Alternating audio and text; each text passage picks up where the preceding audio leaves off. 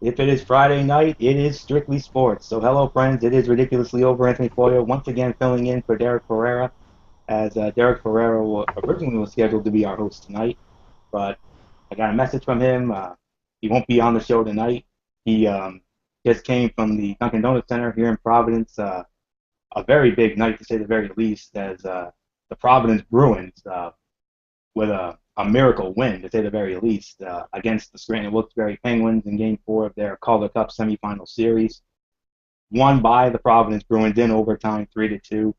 And he went to that game tonight, and he just got in, and he's getting a late night din there. So Derek will not be joining us any city, but he wanted me to let you fine folks know that he had a great time at the game. So I'm sure he'll be back with us on Monday night for our next edition of the Wrestling Forum, which of course I will set the table for momentarily. Well, at the end of our show, anyways. But just like Monday night, I am joined once again, as always, by my esteemed colleagues, the Cerebral Viper Michael Fletcher and the Phenom Michael Bullock. So yeah, we're ready tonight, guys. So of course, on the docket tonight, our complete 2014 NFL Draft recap. We're going to go team by team, alphabetical order, A to Z, if you will. So that's how he wanted us to do it. So without further ado, gentlemen, let's get down to it. And I believe the first team, if we're going in alphabetical. Oh, and one more thing before I start.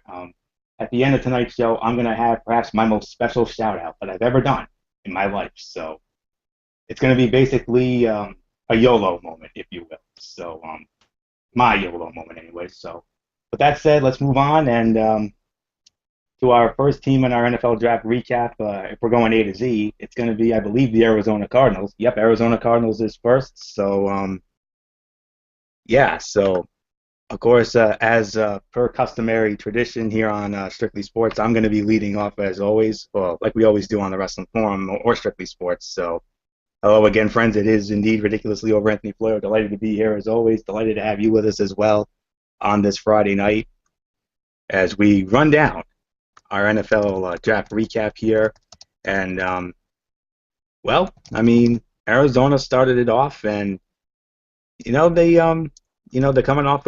They came off of a solid season this past season, and unfortunately, they did not make the postseason. They came up just a little bit short. But let's take a look at who they went down. And I heard today that they announced 3 draft picks were signed this afternoon. They agreed to terms with Troy Nicholas, their second-round pick, as well as third-round picks Kareem Martin and John Brown. Of course, Nicholas, the tight end, taken 52nd overall out of Notre Dame. I mean, you know me, being the big Notre Dame mark that I am, as well as Derek Ferreira. I mean, 32 catches, had 498 yards and 5 touchdowns in his junior season last year. Martin, defensive end, selected with the 84th pick. He had 82 total tackles and 11 and a half sacks for North Carolina last season.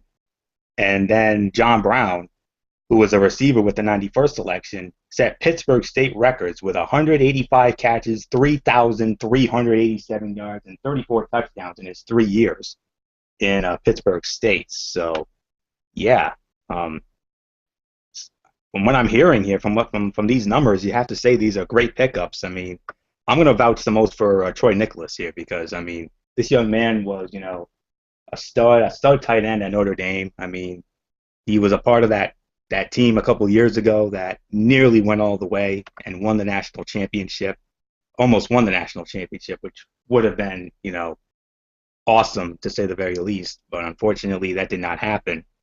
And those are the only 3 picks that I know that they signed. I mean, I know they had. I'm trying to get the full list of picks here, so we're going to be all over this tonight, folks. That's all. That's all there is to it. We're going to be all over this, and of course, you know, we keep saying about big things for the Arizona Cardinals, and I'm going to tell you what. I think this team's going to be, they're going to be right up there. They're going to be. I think they're going to make that NFC West the most compelling division in the National Football League this season. There is no ifs, ands, or buts about this. And, they also drafted Deion Buchanan, a hard-hitting safety, who I think is going to be a great complement to the Honey Badger, Tyrann Mathieu. And, of course, we can't forget about and they also drafted Logan Thomas, the quarterback who I believe went to Virginia Tech, if I'm not mistaken. So, I mean, all in all, definitely a solid draft for the Arizona Cardinals. And if I had to give a grade for the Arizona Cardinals in this draft, I'd have to give them well, a grade that we're all very familiar with in terms of the WWE. I got to give this a solid B based on the body of work, and I think this team is going to be right in that mix. I mean, along with Seattle, along with San Francisco. Hell, St. Louis has made some moves. So, and like I said before, I'll say it again. You heard it first. Watch out for the NFC West this year. They're going to be dangerous. Not just Seattle and San Fran, but Arizona's going to be great, and I think St. Louis is going to be in that mix as well.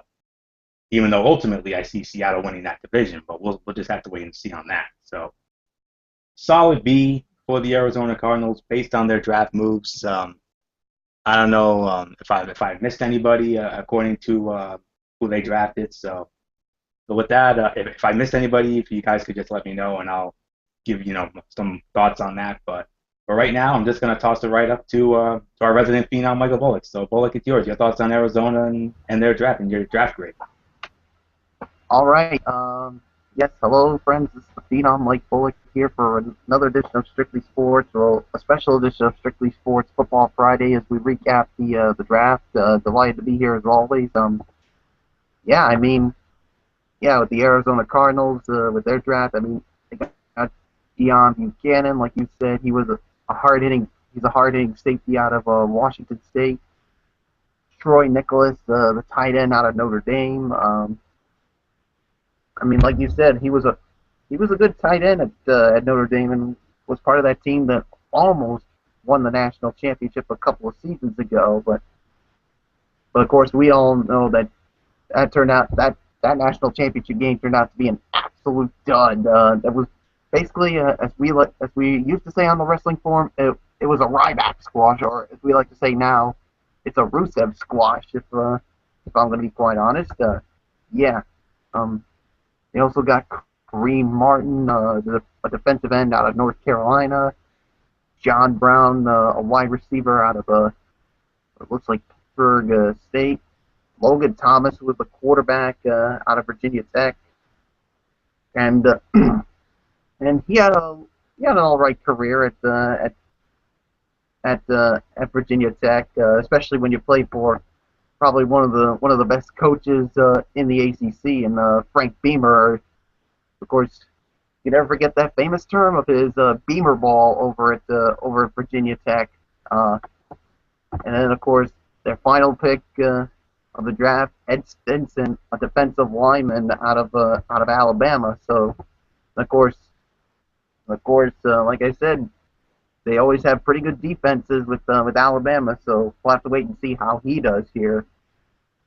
And yes, this Arizona Cardinals team is definitely one to keep an eye on this upcoming season, because they almost made the postseason, and this is a team to keep an eye out in the West. And who knows, maybe they could be one of those teams that could make it in the wild card spot. So, but of course, we'll have to wait and see once we get to the 2014 season. So I'm going to have to give a grade on it, and I'm going to have to agree with Anthony Florio, or as the authority would like to say, it's a B for me. So with that being said, let's get to our resident Viper, Michael Fletcher, for his thoughts on the Arizona Cardinals and their picks. So that being said, Fletcher, it's yours. Well, I gotta say, hello everybody, it's Mike Fletcher. I gotta agree with you guys. This was a solid B performance by the Arizona Cardinals. You said about Dante Buchanan, he was also Troy Nicholas, Kareem Martin, the defensive end, and I'm a defensive guy. You already know that. I love the fact that they got two very good. With their first pick, they got a strong safety, somebody, and we already know. And the thing is that everybody says about how in this draft going in, there was Calvin Pryor. There was, I know, one of Anthony's personal favorite name, Clinton Nix. But this guy is faster. He's more bigger. I think he's going to be the perfect guy to pair him with Tyrann Mathieu. I'm going to say it right now. I think they got probably one of the best, a really good secondary for Arizona. I really like their prospects here. And then on top of that, you get two more wide receivers to complement with Larry Fitzgerald on the offensive line. And then Logan Thomas is a good backup quarterback, no doubt about it. And now you also got, Ed Stanton, who's going to be basically, he's a solid defensive end, somebody who will hit the guy from the blind side and everything else. I do agree.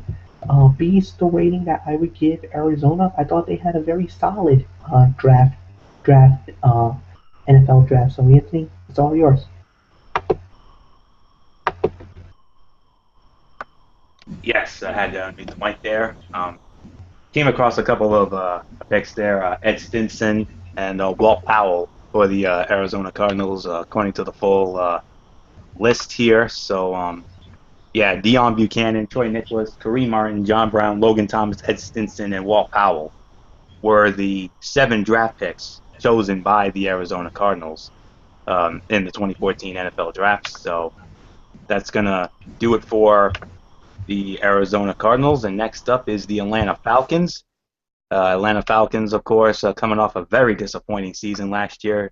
They drafted 9 picks, and they are as follows: Jake Matthews, offensive tackle from Texas A&M; Rashid Hageman, defensive tackle out of Minnesota; Desmond Southward, a free safety out of Wisconsin; Devontae Freeman, running back out of the national champion Florida State Seminoles; Prince Shembo, a linebacker out of Notre Dame; Ricardo Allen, cornerback out of Purdue; Marquise Fruel, linebacker out of Syracuse; Yohan Smallwood, linebacker out of UConn; and Tyler Starr, a linebacker out of South Dakota. Those are the 9 picks for the Atlanta Falcons. Michael Bullock, you're first up. Your thoughts on these picks and your draft grade for Atlanta?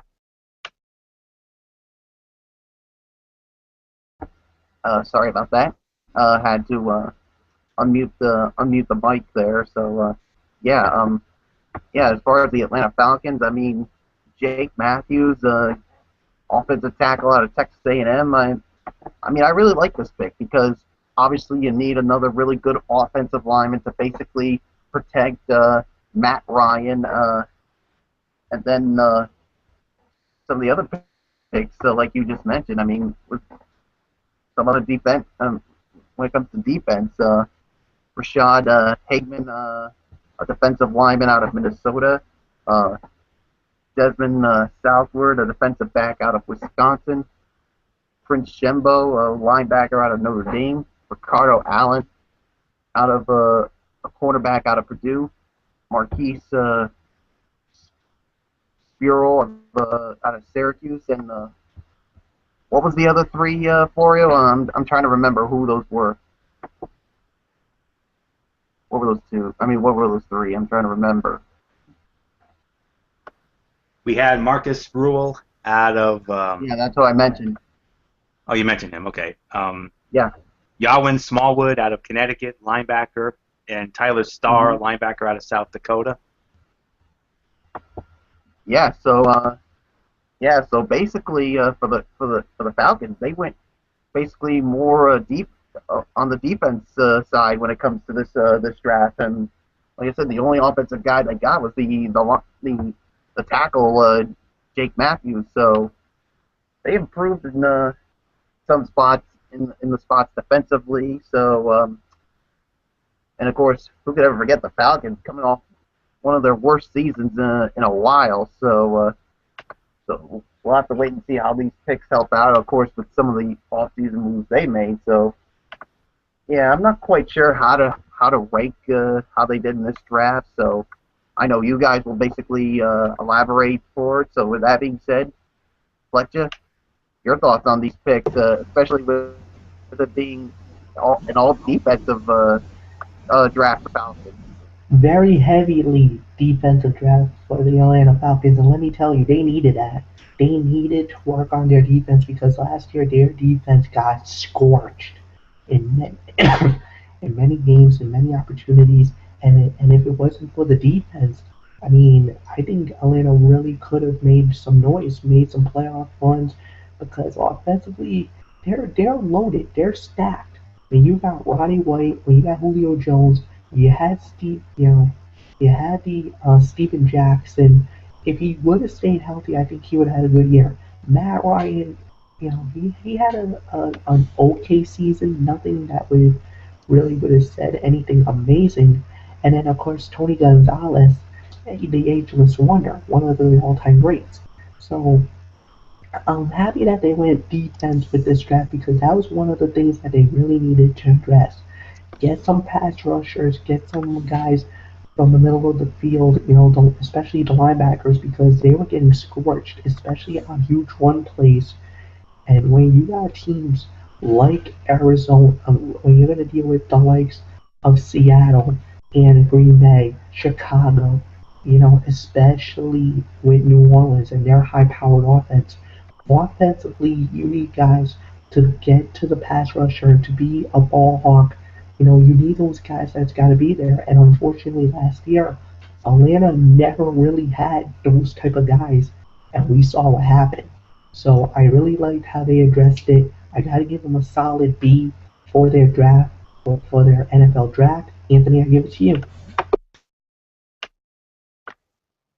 Yes, definitely agree with that. I mean, they needed a lot of help on their defense. I mean, the defense was literally their Achilles heel last season. There's no question about that. And, you know, almost all of these picks were from the defensive position. I mean, all except maybe two I can see were offensive minded. I mean, the offensive tackle Jake Matthews out of Texas A&M, love that pick. I mean, he was a fantastic, had a great career at Texas A&M. Produced protecting a certain quarterback who we'll get into in a little bit. I mean, what he did. I mean, 6'5.5", 308 pounds. I mean, had some great measurables in the pre-draft, but we're not going to worry about that. But yeah, from the numbers I'm reading here, but yeah, this 6'5.5", 308 pounder is definitely going to be a force to be reckoned with. First team All SEC selection. So, and he was also with Luke Joeckel. Well, as you know, Luke Joeckel was one of the top picks in last year's drafts. So, yeah, so I think he's going to be and he comes from the legendary Matthews family of the National Football League, the son of Bruce Matthews, the younger brother of Kevin Matthews. Of course, there's also another brother, Mike Matthews, and is the cousin of Clay Matthews, of course, from the Packers. Casey Matthews of the Philadelphia Eagles, another cousin. The nephew of Clay Matthews Jr. and grandson of Clay Matthews Sr. and the grandson of H.L. Matthews. So the Matthews family is well represented. I mean, that legendary Matthews family. I mean, especially Bruce Matthews with the job that he used to do. I mean, oh man, I mean, those Matthews, man. I mean, they are fun to watch. I mean, Bruce Matthews from the old school days, and of course nowadays Clay Matthews with what he's done for Green Bay. I mean, yeah, I mean, I can't wait to see what this young man can do with the Atlanta Falcons, and love all these other defensive picks. I mean, Shembo, another Notre Dame guy, I love that one. And from an offensive point of view, considering I'm the offensive guy here, Devontae Freeman out of the national champion Florida State Seminoles. I mean, that's a fantastic pick right there. Definitely going to help the running game. And Tyler Starr and Yaween Small. I mean, 4 linebackers they picked. Shembo out of Notre Dame, Spruill out of Syracuse, Smallwood out of UConn, Starr out of South Dakota. Yeah, these are all fantastic picks here, and I definitely agree. Another solid B here for the Atlanta Falcons, no question about that. And I think they're going to be a better team this time around. And Fletch and I, we talked about it on draft night. We were like, with the way the picks were going, I mean, we thought maybe there was a chance that this team could have drafted Mike Evans, the outstanding wide receiver out of Texas A&M. And could you have imagined if Mike Evans had been drafted? Think about that receiving core with him and Rowdy White and Julio Jones.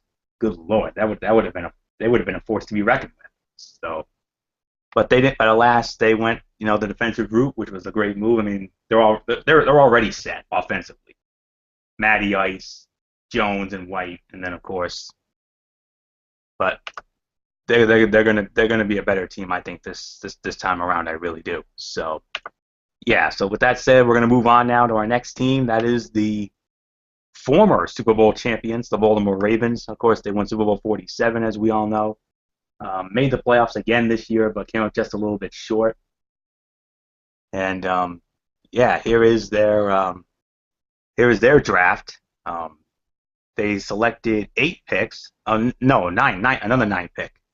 Um, their picks are as follows: C.J. Mosley, linebacker out of Alabama; Timmy Jernigan, defensive tackle out of Florida State; Terrence Brooks, free safety out of Florida State, so 2 national champion Seminoles there; Crockett Gilmore, a tight end out of Colorado State; Brent Urban, defensive tackle out of Virginia; Lorenzo Taliaferro, running back out of Coastal Carolina; John Urschel, an offensive guard out of Penn State; Keith Wenning, a quarterback out of Ball State; and Michael Campanero, wide receiver out of Wake Forest, the Demon Deacons. So those are the picks. Michael Fletcher, you're up first. Your thoughts and your grade for the Baltimore Ravens draft. I gotta say, man, when they drafted C.J. Mosley with their first round pick, I was thrilled with this news because of the fact that C.J. Mosley is now going to be, and he's getting a lot of comparisons to one Ray Lewis, a quarterback for the defense who is a masher. This guy can run up the gut and knock you out. If you have not seen his tapes when he was in Alabama, go to YouTube and watch him. He's that damn good. He is definitely a first round grade in my eyes. And then, they did get a nose tackle, which is good. You always want to have somebody that to keep a close eye. And then of course you got Crockett Gilmore. Now this is one thing that you also got to think of. Crockett Gilmore from Colorado State, he could be like a Jimmy Graham, where you could flex him out in a wide receiver position, or you could flex him out as a true tight end. He's not your prototypical tight end who'll block, but he will give you those yards. He'll give you those catches. He's a very good player, and he's one of the best. You could say two-way type tight ends. So I really love that pick as well. Of course, the running back with Lorenzo. I mean, he's got a 34-inch vertical leap, and he did a 10-foot broad jump on his pro day. Very, very, very impressive, to say the very least. Of course, John Urschel from the Penn State. I mean, good pickup there. And then of course, Mike Campanaro from Wake Forest. He's a nice slot receiver. A lot of people is comparing him, and I'm gonna be real honest with you. I'm hearing a lot of comparisons of Wes Welker with this player. I hope he makes the team. Once you get into the later picks, it's more harder to make the roster than anything else. But I love the picks that they did.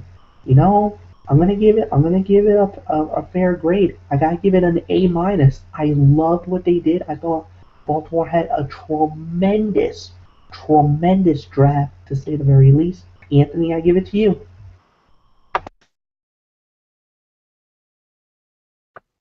Yeah, definitely agree with your assessment there, Fletch. No question about that. It is indeed an A minus. I do agree with you on your draft grade.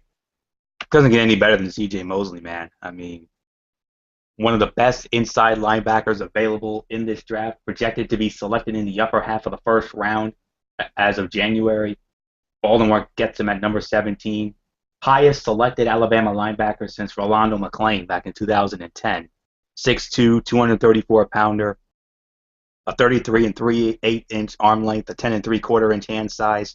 Fletch alluded to the 35-inch vertical and the 9 feet 10-inch broad jump. So, yeah, he's definitely going to be an amazing pickup, and former Butkus Award winner and the reigning SEC Defensive Player of the Year, the MVP of the BCS National Championship game, the win against Notre Dame, 2 national titles, and consensus All-American, first team All-SEC, and oh man, he is going to be a force to be reckoned with for the Baltimore Ravens this season, no question about that. And Timmy Jernigan, great, another a defensive tackle out of Florida. I mean, he got two more from the national champion Florida State Seminoles, Timmy Jernigan and Terrence Brooks, defensive tackle and free safety. Of course, Fletch alluded to Crockett Gilmore, the tight end. Didn't see much of it because, I don't really follow Colorado State. But if Fletch says he's like a Jimmy Graham, then I'm going to take his word for it. I mean, he's been right about so many other things in the world of sports as of late, as it pertains to a certain hockey team of ours, Rangers. I just had to let that out. So let's hope he's right. Let's hope he's right on the ball on that again as they start that tomorrow. And of course, you also talked about Urschel out of Penn State. I mean, linebacker U, if you will. So, and they got a backup quarterback, Keith Wenning out of Ball State. We know he's going to be very low on that depth chart. Of course, we all know that's Flacco's job, no question about that. And then Campanaro, solid receiver out of Wake Forest. And, so, of course, we don't want to waste time, and we don't want to bore you with all those, those pre-draft numbers or combine numbers. We'll only do it for, the necessary picks. We'll only do it for that because we don't want to, go all night with this. So yeah, A- indeed is the grade. I mean, definitely like all these moves, they did a great job in this draft. They're determined to get back to the Super Bowl this season, and I think they are going to be, one of those dark horse teams in the AFC this year. I really do, based on the body of work. So A- is the grade. Fletch, I agree with you 100%. So with that said, Mike Bullock, your thoughts on the Ravens and your grade. Yeah, I'm basically going to say an A- too when it comes to the grade for the Ravens with their draft. First pick, they basically get C.J. Mosley, another good defensive player out of Alabama. I mean, some people say that like you said, they compare him to a Ray Lewis. I mean, he's a plug-and-play linebacker in a 3-4 defense. He pursues from sideline to sideline. He's getting off blocks, and this is a guy that can really, really fit well with this Ravens defense. So, and of course, next up comes Timmy Jernigan from Florida State, a nose tackle.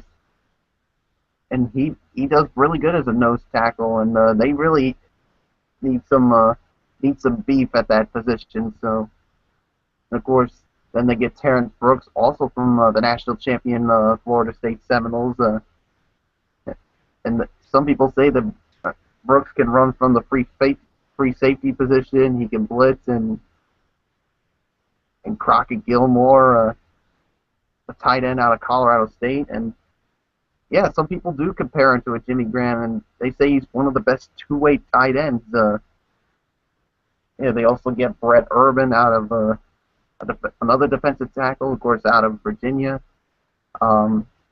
Lorenzo, I can't even pronounce his name, of course, from Coastal Carolina.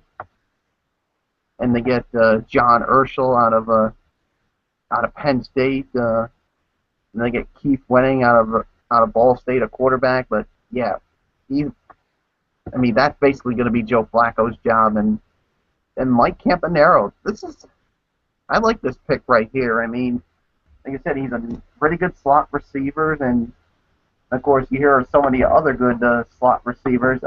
Wes Welker being, of course, one of them. And yeah, some people could say the same thing, of course, when it comes to Danny Amendola, or basically a Julian Edelman. So he could basically fit well with the Ravens on the offensive side of the ball. So yeah, so an A- for me. So with that being said, let's move on. Lo and behold, let's move on to Anthony Florio's team, the Buffalo Bills. It is indeed the Buffalo Bills. They are up next on our clock. They're on the clock now, and lo and behold, look who gets to lead off. The long-suffering Buffalo Bills fan. Oh, boy. But that's a good old boy, by the way, because I'm going to tell you right now, for a draft grade, I'm going to give this a solid A. I'm not going all out saying A+. I'm just saying a solid A. For two reasons. Cyrus Kojo out of Alabama. But it's not just him. The main reason why this is going to be a solid A, two words, folks. Sammy Watkins, Clemson Tiger. Oh my goodness! I mean, we had to steal. There was no question about it. I mean, this isn't like any coach on The Voice, getting a talented singer from another coach's team. Oh no, it's not that kind of steal. This is the steal. This was the steal of the draft, my friends. Let me tell you that right now. But some notes I want to go over real quick. The Bills, they traded their 6th-round selection to the Tampa Bay Buccaneers in exchange for receiver Mike Williams. How incredible is that? They traded their original 2nd-round selection to St. Louis for numbers 44 and 153. Traded their original 5th-round selection to Tampa for a 7th-round choice and a 5th-round choice in 2015. And they also traded their original 7th-round selection, number 224 overall, to Philadelphia in exchange for running back Bryce Brown. And they also got Philly's 7th-round pick, number 237, and gave up a 5th-round selection in next year's draft. So here is the full list of Buffalo draft picks. There were only 7. Sammy Watkins, of course, the number 1. Cyrus Kojo from Alabama, who was one of the last guests on the now defunct and canceled Crowd Goes Wild. Preston Brown, linebacker from Louisville. Ross Cockrell, cornerback out of Duke. Cyril Richardson, a guard out of Baylor. Randall Johnson, outside linebacker for Florida Atlantic. And Ciantrell Henderson, an offensive tackle out of the Miami Hurricanes. So, Sammy Watkins. Let me tell you something about this young man. Dynamic player at Clemson. How dynamic? Well, let's see. 2011, 82 catches, 1,219 yards, 12 touchdowns, including 10 catches, 155 yards, and 2 touchdowns against then champion Auburn, which is the alma mater of my special shout out tonight. So I'm sure she's not happy about that when I mentioned it, but she probably remembers that game very well, I'm sure. But we'll get into that later on. Of course, 2012 toned down a little bit. Only had 57 catches, 708 yards, and 3 TDs, but this past season, breakout year. 101 catches, 1,464 yards, 12 touchdowns, and also the MVP of the Orange Bowl, in which he set a record with 16 catches and 227 yards. Amazing. He had a chance to return for his senior year. He did not. He's like, time for me to bounce. I'm going to the NFL. And how ironic is this? In a pre-draft interview, Sammy Watkins said that his favorite team as a child was the Buffalo Bills. Wow. How amazing is that, huh? Drafted as the 4th pick in the draft. First wide receiver selected by Buffalo in the 1st round since Lee Evans out of Wisconsin back in 2004. Had a stellar career there. Did Lee Evans. And career highlights, of course. Won an Orange Bowl MVP, 1st-team All-American, all 3 years, ACC Offensive Rookie of the Year, 1st-team All-ACC, I'm telling you. And he also did, in 2011, in the 60-meter dash, 6.91 seconds. And, he wasn't just great in football, he was also great in track and field as well. This kid can go. And let me tell you, my team hasn't had that big play wide receiver in quite a while. Fletch and I, we talked about this. We talked about this on the phone. We actually talked on draft night about these picks. And when Buffalo announced Sammy Watkins was selected, we marked. And this coming from Fletch, being a Dolphin fan, which he is. And I know we'll get to his team later on, but wow. This gives us that all-out, big play, wide receiver that we've been aching for so long. We had a few. Lee Evans was solid. We also had Fearless Price some time ago. Of course, Stevie Johnson, who got traded to San Francisco, as we know, recently. But Sammy Watkins is going to be the guy. He's going to be the number 1 wide receiver. He's going to be E.J. Manuel's number 1 target this upcoming season. If E.J. Manuel can stay healthy, and he can be half the quarterback he was at Florida State when he was there, and then you throw in the 1-2 punch at running back of C.J. Spiller and Fred Jackson on top of that, this could be the best offensive team the Bills have had in a long, long time. A very long time. Probably since the days when Drew Bledsoe was the quarterback. But I know it's probably going to be another tough year.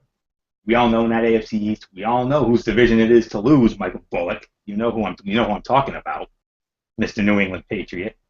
Of course, because we all know it's your division to lose every year. Patriot. Yeah, and of course, Fletcher's Dolphins are going to be in that mix as well, because they were in that mix for quite a while. And the Jets, they've gotten better, even though there is still that one move that went to the Jets, and I'm still scratching my head over. You know where I'm going with it. But anyways, I love this pick for Buffalo, and I am hopeful that he gets Buffalo back to where they should be, and that's back in the postseason for the first time since 1999. I've suffered long enough. Come on. Get this team to the postseason, Buffalo. You can do it. That's all I can say. You can do it. If Watkins is half the player he was at Clemson, if Manuel can stay healthy and do his thing, and if, God forbid, Spiller and Jackson can stay healthy, look out. Watch out for Buffalo. Watch out for Buffalo. Kojo out of Alabama. I mean, he had the offensive tackle out of Alabama. That's a great pickup as well. Preston Brown, good linebacker out of Louisville. Ross Cockrell, a cornerback out of Duke. Cyril Richardson, guard out of Baylor. I mean, he had a solid career there. He was with RG3, as you know. Randall Johnson, outside linebacker out of Florida Atlantic. And Seantrel Henderson, who was the offensive tackle out of the U, Miami Hurricanes. I mean, those are all great picks. But Sammy Watkins and Cyrus Kojo out of Alabama, these two guys, along with Cyril Richardson, the guard out of Baylor, who protected RG3's behind and was one of the main reasons why RG3 went on to win the Heisman Trophy when he did, and Seantrel Henderson. I got a good feeling about this young man, and I'm out of the U. And the other picks, I don't know much about them, but I will say, welcome to the team, and hopefully you can get us back to where we need to be, and that is the postseason. So I know I'm probably overscoring it here, and I know a lot of people saying, oh, you're being biased because you're a Bills fan. No. The Sammy Watkins pick and the way they got it and the way they did it, doing that small business, that's what you do in the NFL draft. This is the team that wants to win, and they want to win now. They've suffered long enough. I've suffered long enough. Jason Hixenbaugh, my fellow Bills fan, he's suffered long enough. So with that said, solid A. Well done, Buffalo. Now produce and deliver. And it's also, and of course, when it comes to the business world, it's all about two things: supply and demand. You supply the talent, I demand results. Solid A. Michael Bullock, it's yours. Yes, I mean, all I can say is, I mean, they moved up to get Sammy Watkins. I mean, they got themselves a really good wide receiver, and probably the premier wide receiver in this draft. I mean, Sammy Watkins, a very good career at Clemson, and going into this past season, some people said that he was going to be a finalist for the Heisman Trophy. But of course, we all know who ended up winning that, Mr. Jameis Winston out of Florida State. So yeah, I like this pick, and this is a weapon that E.J. Manuel needs, especially now that Stevie Johnson has gone to the San Francisco 49ers. So they need a really good wide receiver. So this really helps out. Cyrus Kojo, offensive tackle from Alabama. I like this one. I mean, he's a big, powerful tackle, and he's a really good pass protector. But of course, some people did project him to be a number one pick, but he basically slipped into the second round because he basically had a knee injury and some of the rumors surrounding it. So that's why he basically slipped into the second round. So, and Preston Brown out of Louisville. Some people say he's more of a throwback type of a player. Russ Cockrell out of Duke. I mean, some people say that he's a smart, tough, and instinctive cornerback. I'll say. Cyril Richardson, an offensive guard out of out of Baylor. And some of the draft experts said that he's one of the most highly regarded offensive line prospects in the nation. So we'll wait and see how he does. Randall Johnson out of Florida Atlantic, and Central Henderson out of the U, and of course, the reason why, I mean, and according to draft experts, some people had him being a first-round pick, but he basically went down to being a seventh-round pick. And here's the thing: when it comes to that, he had all kinds of negative off-the-field issues, and that's why, because of that, that's why he dropped to the seventh round. The question is, can he keep those off-the-field issues away? And who knows? Maybe he could turn out to be a really good player for the Bills. But of course, we'll have to wait and see on that. And of course, you know how I am when it comes to hearing news about all the off-the-field issues. And of course, as I always like to say, pointless, unnecessary, unacceptable, inexcusable, irresponsible, and borderline reprehensible. So basically, I'm basically gonna say an A when it comes to the draft grade for the Buffalo Bills. So with that being said, Fletcher, your thoughts on Bills pick? Other than the Sammy Watkins and the Cyrus Kojo picks, I'm sorry. I some of these moves that Buffalo made were head scratchers for me, especially the one that has the most red flags, one who has the off the field issues, and to me, there was two other things that I really think Buffalo should have addressed, and they never did. I mean, yeah, you got an inside linebacker, you got a cornerback in Rockwell. I would have loved to see a free safety, and I would have loved to see another corner for Buffalo. And one other position that they never addressed, tight end. I mean, that would have been another situation where you guys could have made some splashes here for that and that alone. And some of the questionable decisions that I thought Buffalo did, even though I thought the first two picks were spot on. I mean, they were home runs. I gotta give them a B. I'm sorry, I gotta be that guy. But I'm rating them professionally and consciously. Yes, Buffalo made a lot of strides and a lot of great headway. I think what they're gonna do, especially now, I think they can really make a run or a playoff spot this year. But are they gonna get it? The AFC's top heavy. I don't know if they're gonna get it or not. But I did like the pick. No doubt about it. Anthony, let's move on. All right, and move on we shall to our next team in the NFL on our NFL draft recap. It is the Carolina Panthers.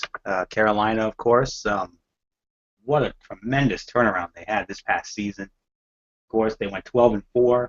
They finished as the number 2 seed in the NFC behind Seattle. However, they were upset in the divisional round, although we don't really call them an upset because, let's face it, San Fran was a better team than they were. Let's not kid ourselves. But nonetheless, they were the number 2 seed. They had a great season. They started 1-3. They went 11-1 after that. And it earned Ron Rivera the Coach of the Year award honor, if I recall. So with that, let's go into their picks. Only 6 picks this time around. And they are as follows. Kelvin Benjamin, wide receiver from the national champion Florida State Seminoles. Coney Ely, defensive end out of Missouri. Trey Turner, offensive guard out of LSU. Trey Boston, safety out of North Carolina. Bear with me on this next name. Benny Benwikir, cornerback out of San Jose State. And Tyler Gaffney, running back out of Stanford. Those are the picks that Carolina made. So with that said, Michael Bullock, your thoughts on Carolina's picks and your grade? All right. Of course, the first pick, they basically get Kelvin Benjamin, a wide receiver out of Florida State. and basically he, of course, he was one of the he was one of the weapons for, of course, Jameis Winston of the national champion Florida State Seminoles. So basically, of course, the Panthers addressed one of their issues, of course, wide receiver. Of course, let's not forget Steve Smith and Ted Ginn. Both are gone now, so they got one of the wide receivers. They really addressed in the draft. I mean, I really wanted to see them draft maybe at least another wide receiver in this draft.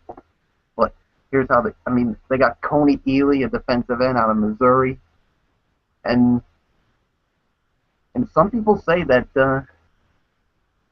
some draft experts, especially Mike Mayock, I mean, some people, he said he was thought to be a first-round defensive end. However, there's a lack of consistency as you watch more game tape. So obviously, I don't know what that means when what he thinks of it. So of course we'll have to wait and see. Trey Turner, an offensive guard out of LSU, and of course Trey Boston, a safety out of North Carolina, and Mayock basically says he brings an energy. Carolina already plays a good defense, but they struggled. He thought they struggled with talent on the back end, and Trey Boston would basically be a good fit with this team. And then of course they get a cornerback out of San Jose State. I would try to pronounce his name, but I probably would be not so good at it. So I know Anthony already said his name. So, and of course Tyler Gaffney, running back out of Stanford. So they addressed some of the issues at some of the positions they need. Of course, an offensive lineman, a wide receiver, and a cornerback. So to me, once again, I'm going to say it, Nate. I'm going to say a B when it comes to this team. I mean, I really would have wanted to see them maybe at least draft another wide receiver because, look, not only you have to replace Steve Smith, but like I said, you also got to replace Ted Ginn, and he was another really good productive wide receiver on that team last year. So yeah, but in the terms of Bill Belichick, it is what it is. So a B for me. So with that being said, Fletcher, your thoughts on the Panthers draft picks?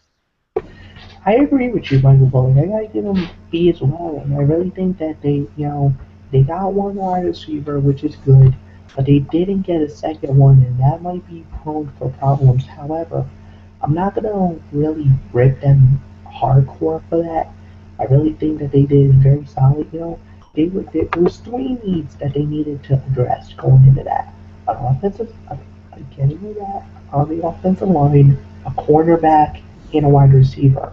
And if you really think of it, they kind of really addressed it pretty early in the draft when they got Kelvin Benjamin, Coney Ealy, and Trash Turner. I mean, they kind of solved it. And then when they got Trey Boston and Burke Baranke, that pretty much gave them all the security that they needed. And then once they got into their sixth-round pick, they get Tyler Gaffney from Stanford, which was a nice pickup. That's another great guy that they can use, for their running game, just to solidify it. They don't really need much more than that. So I thought they did a solid job. I thought they addressed everything that they needed to address, and they did a solid job with it. So I gotta give them a B. I thought they did a very good job. Well done, Anthony. It's yours. Yep, I'm going to agree with that as well. Solid B indeed for the Carolina Panthers. I mean, Kelvin Benjamin is an outstanding wide receiver at Florida State. I mean, Jameis Winston's a right-hand man. There's no question about that. Looking at his numbers here, of course, he played in all 14 games in 2012. 30 catches, 495 yards, 4 touchdowns, but this past season was his breakout year. 54 catches, 1,011 yards, 15 touchdowns, including the game-winning touchdown against Auburn in the BCS national championship game with 13 seconds remaining. And let me tell you, that national championship game, I mean, that was a five-star classic and a much-needed five-star classic after two previous duds with Alabama and LSU and Alabama and Notre Dame, respectively. But story for another day. But anyways, 6'5", 240-pounder. And I'm going to tell you, I mean, if he has the year he had last year, he brings that to the NFL, look out. I mean, him and Cam Newton, I think, could definitely connect. There's no question about that. Coney Ely, the defensive end out of Missouri. Nice pick there. Trey Turner, offensive guard out of LSU. Trey Boston, the safety out of North Carolina. I like that pick. And Ben Wikier, I don't know anything about that young man because, comes from a school I don't follow, San Jose State. And Tyler Gaffney, running back out of Stanford. I mean, 5'11", 227. I mean, MVP of this past season's Pac-12 title game, a USA Today All-American second team, and he had in this past season, he had some solid years in the the numbers there. Had 255 yards on 60 carries and 4 touchdowns in his first year in 2010, 10 out of 13 games. 2011 had 449 yards, 74 carries, 7 touchdowns, and then after playing baseball for a year, he returned in 2013 and had a great year. He started in all 14 games, and he rushed the ball 330. He had 330 attempts, 1,709 yards, and 21 rushing touchdowns. I mean, that's one of the reasons why Carolina drafted him, because they know, I mean, if he gets going, and of course if Cam Newton can do what he does best, running the ball, I mean, Carolina could be right back there could be right back here again this year. I really do. I think they can definitely make another run. Of course, a couple of notes I wanted to pass along about Carolina. Traded their original 7th-round selection, 243 overall, to San Francisco in exchange for safety Colin Jones. And Carolina also acquired a 7th-round selection, pick number 225 overall, that sent their linebacker, John Beeson, to the New York Giants. So they definitely made a couple of big moves there, aside from their draft class. So it's definitely a solid B. I agree with that 100%. So watch out for Carolina. I think they're going to do some things. No question about that. All right. Next up on our draft clock, Matt Ward, I hope you're listening, buddy, because your team is next. It's the Chicago Bears. The Chicago Bears, of course, the number one team in the heart of our super fan, Matt Ward. I mean, I know he's probably not thinking about them right now. I think he has another team from Chicago that he's got his mind on right now. A team that, of course, is a certain defending champion, if you know what I mean. But anyways, let's get down to Chicago Bears. Let's go down their draft class. Yeah, I mean, they picked up 8 selections, and their selections are as follows. Kyle Fuller, cornerback, Virginia Tech. Ego Ferguson, defensive tackle out of LSU. Will Sutton, defensive tackle out of Arizona State. Kadeem Carey, running back out of Arizona. Brock Viren, safety out of Minnesota, which they acquired in a trade from the Denver Broncos. David Fales, quarterback out of San Jose State. Pat O'Donnell, a punter out of the U of Miami. And Charles Leno Jr., I don't know if he has any relation to Jay Leno, but Charles Leno Jr., the offensive tackle out of Boise State, also by way of Denver.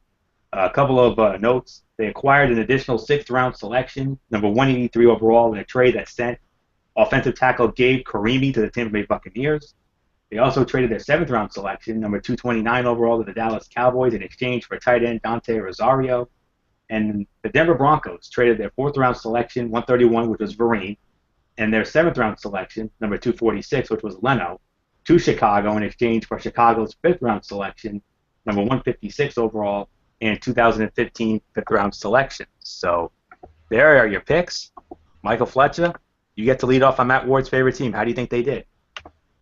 Well, I'll say this. I think Matt Ward's going to love me because I thought they did a very good job. I thought it was a solid job. To get Kyle Fuller with their 1st-round draft pick at number 14, they needed a defensive player. They needed somebody that actually, will help them out. And the thing is, Kyle Fuller actually has some DNA. in this one because he actually has a brother, Vincent, who actually plays in the NFL. His older brother Corey actually plays for the Detroit Lions. Think about that.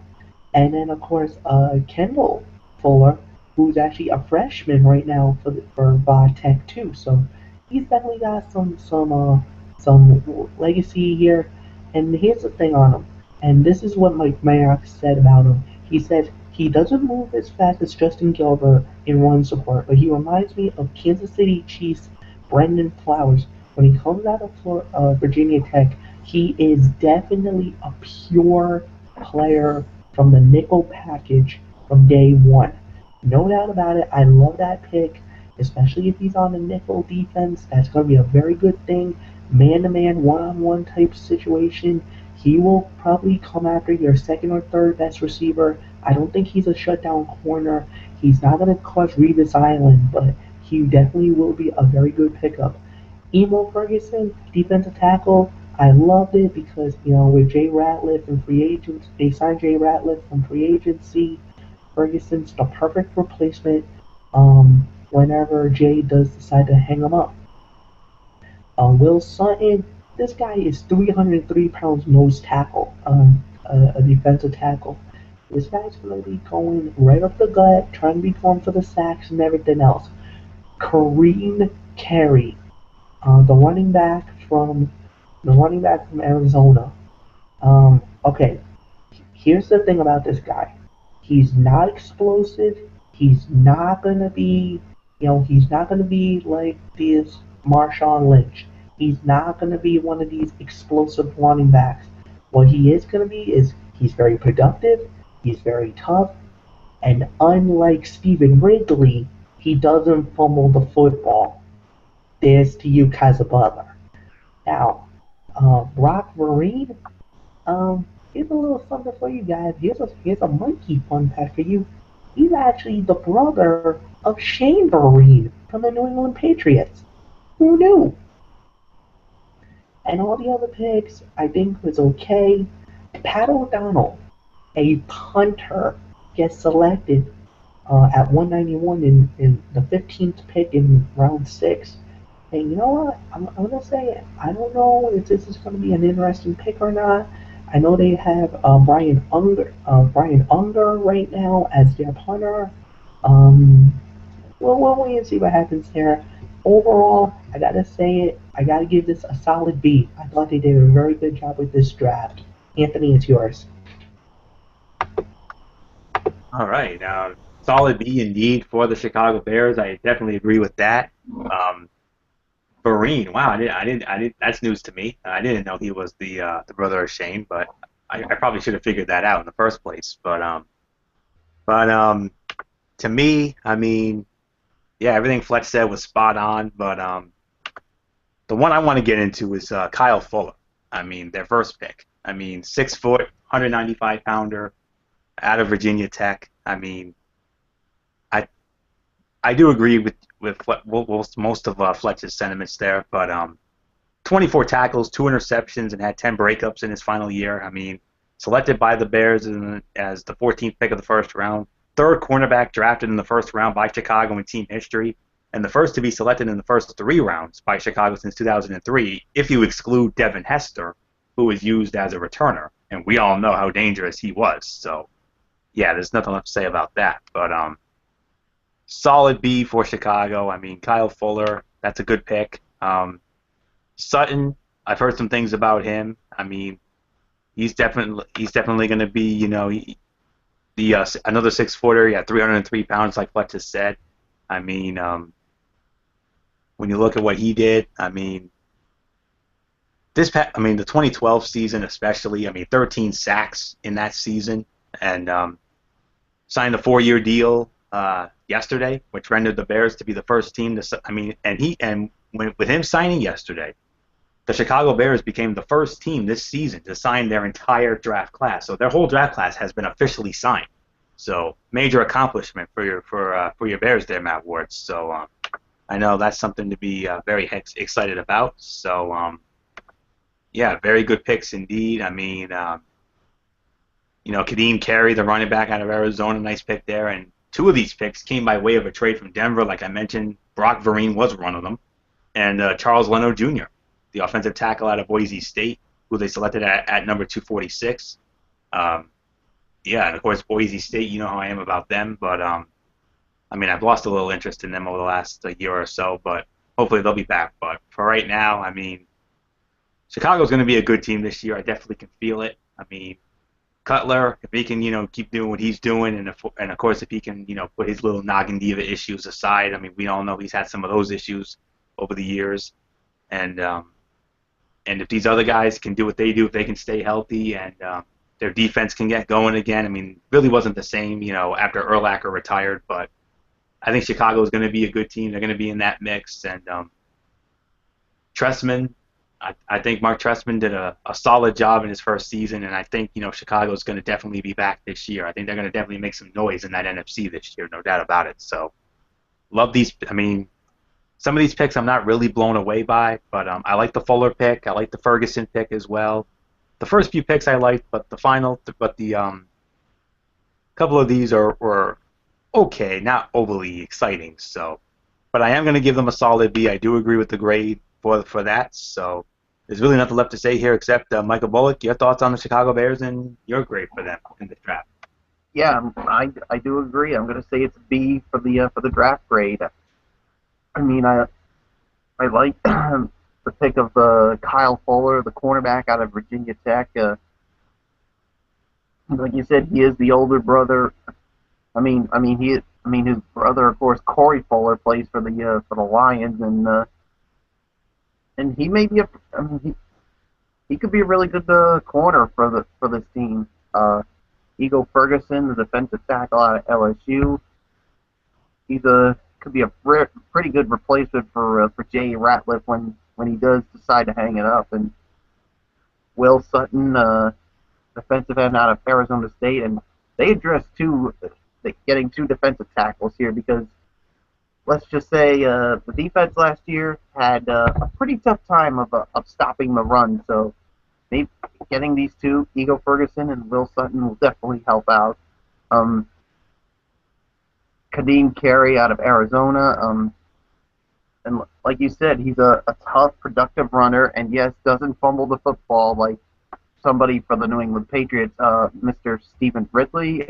Maybe he could learn from this kid. Yeah, Brock Vereen, the safety out of Minnesota, of course, the brother of Shane Vereen, and Pat O'Donnell, the punter out of Miami.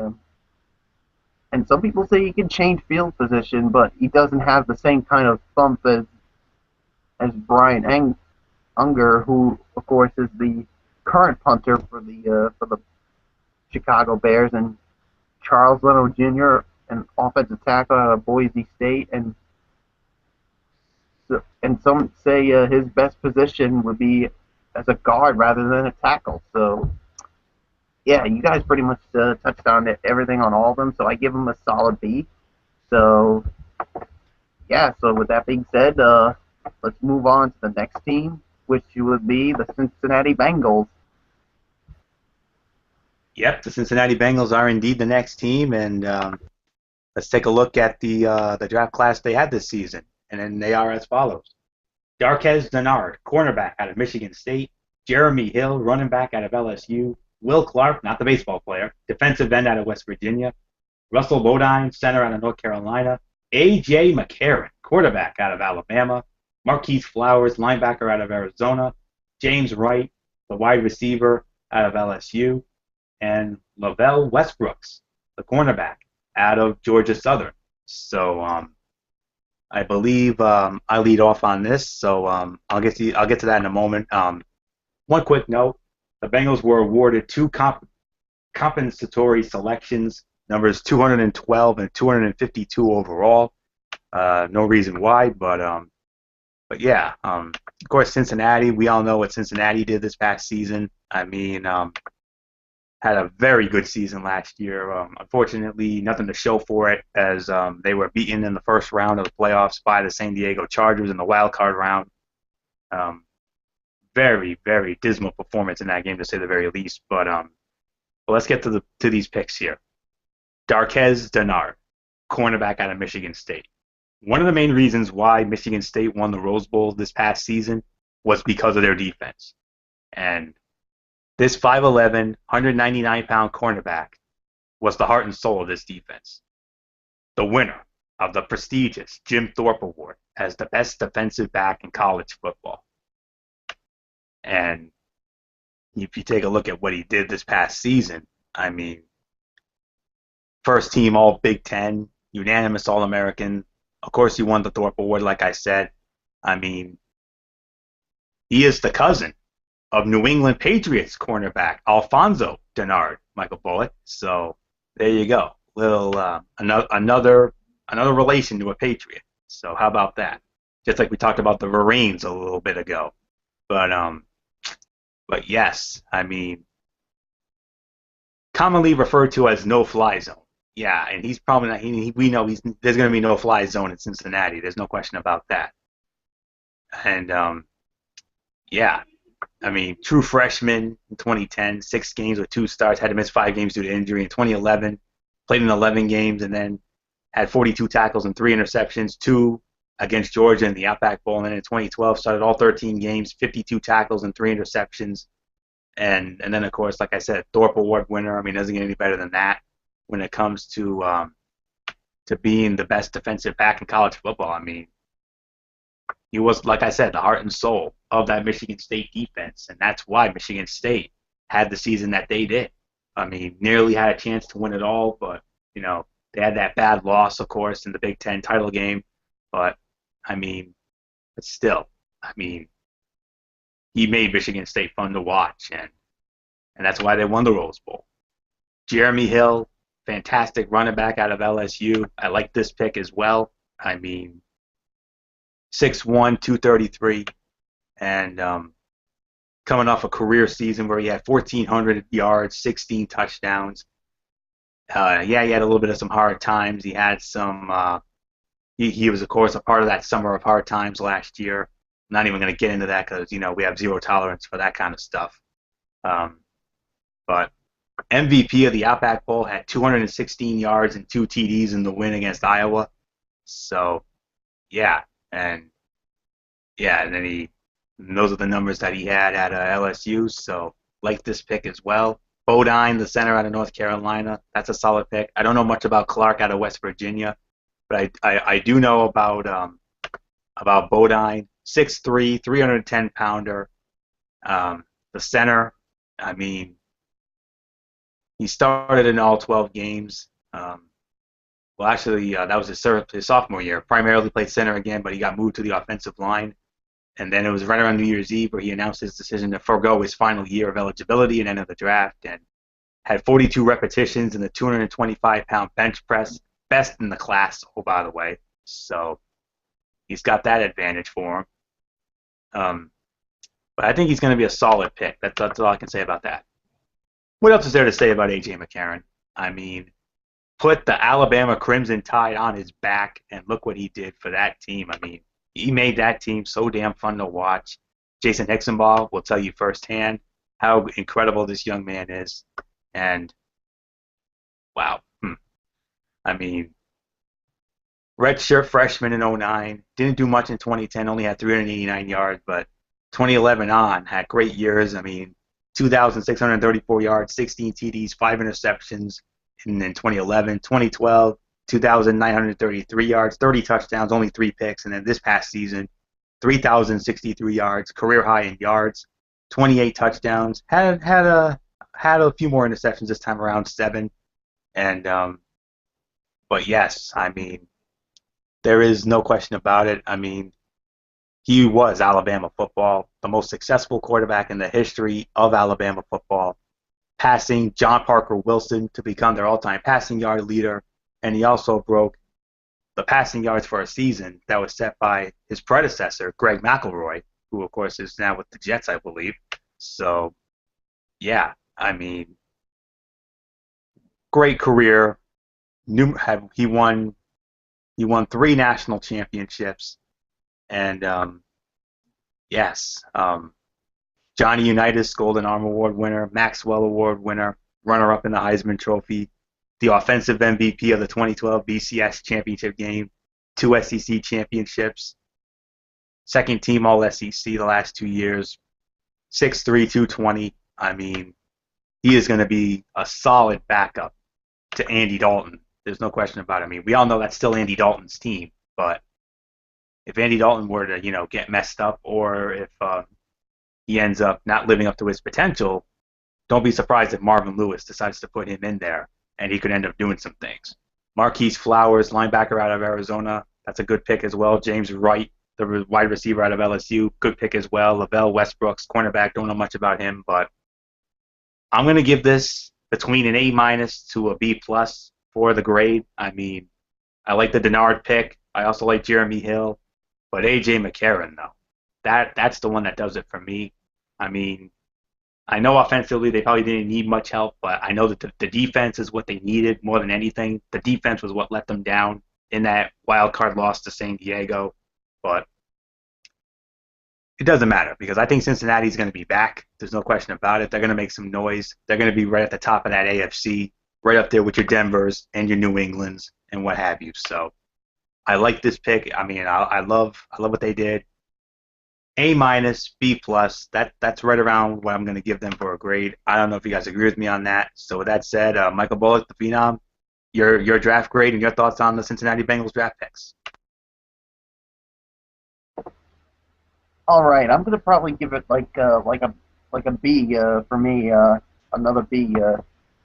Yeah, as far as the draft grade, Jarquez Dennard, a cornerback, and I like this pick because they say he is the best press quarterback in the draft. It basically fits in with with what they want to do defensively. So Jeremy Hill, running back out of LSU,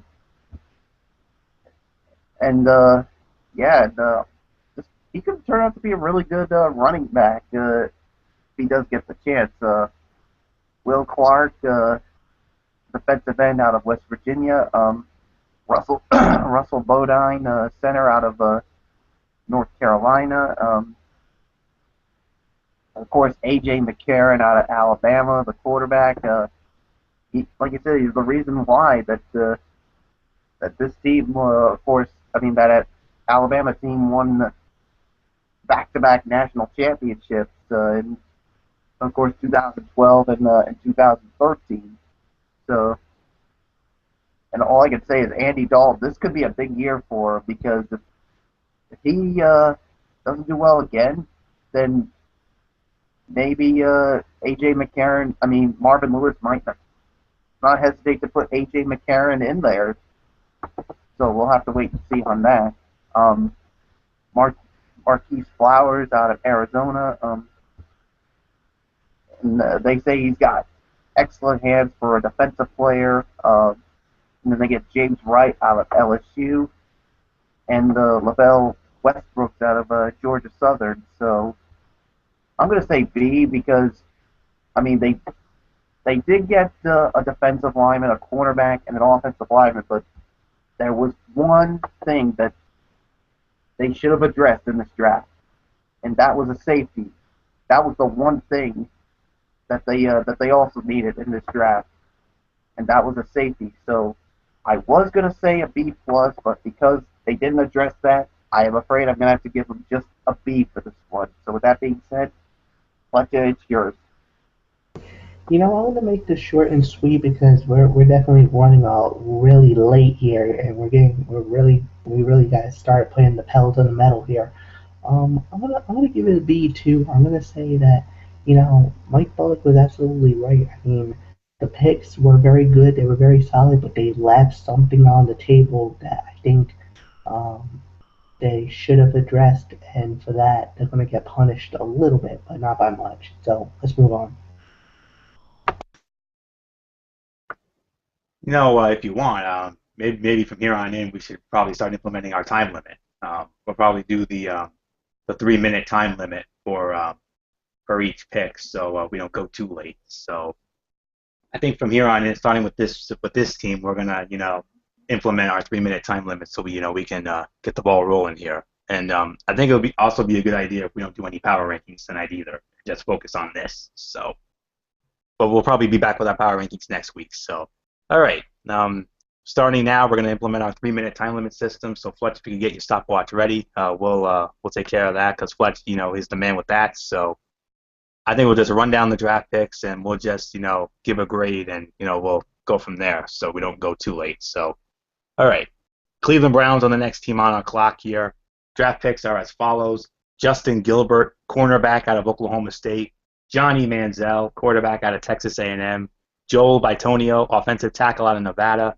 Christian Kirksey, linebacker out of Iowa. Terrence West, running back out of Towson.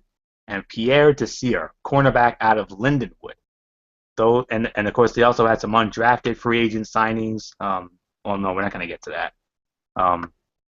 Ray Agnew out of Southern Illinois, Calvin Barnett out of Oklahoma State, Darwin Cook, West Virginia, Isaiah Crowell, Alabama State, Anthony Dima, UMass, Chandler Jones, San Jose State, Jonathan Krause, Vanderbilt, Elijah Nadahi, Nebraska Kearney, Michael Phillip out of Oregon State, Connor Shaw out of South Carolina, Kenny Shaw, Florida State, Willie Snead, Ball State, but we're just focusing on the draft class, so I already ran down that draft class, so starting now, time limit in effect. Michael Bullock, your draft grade for the Cleveland Browns. All right. For me, I'm gonna give the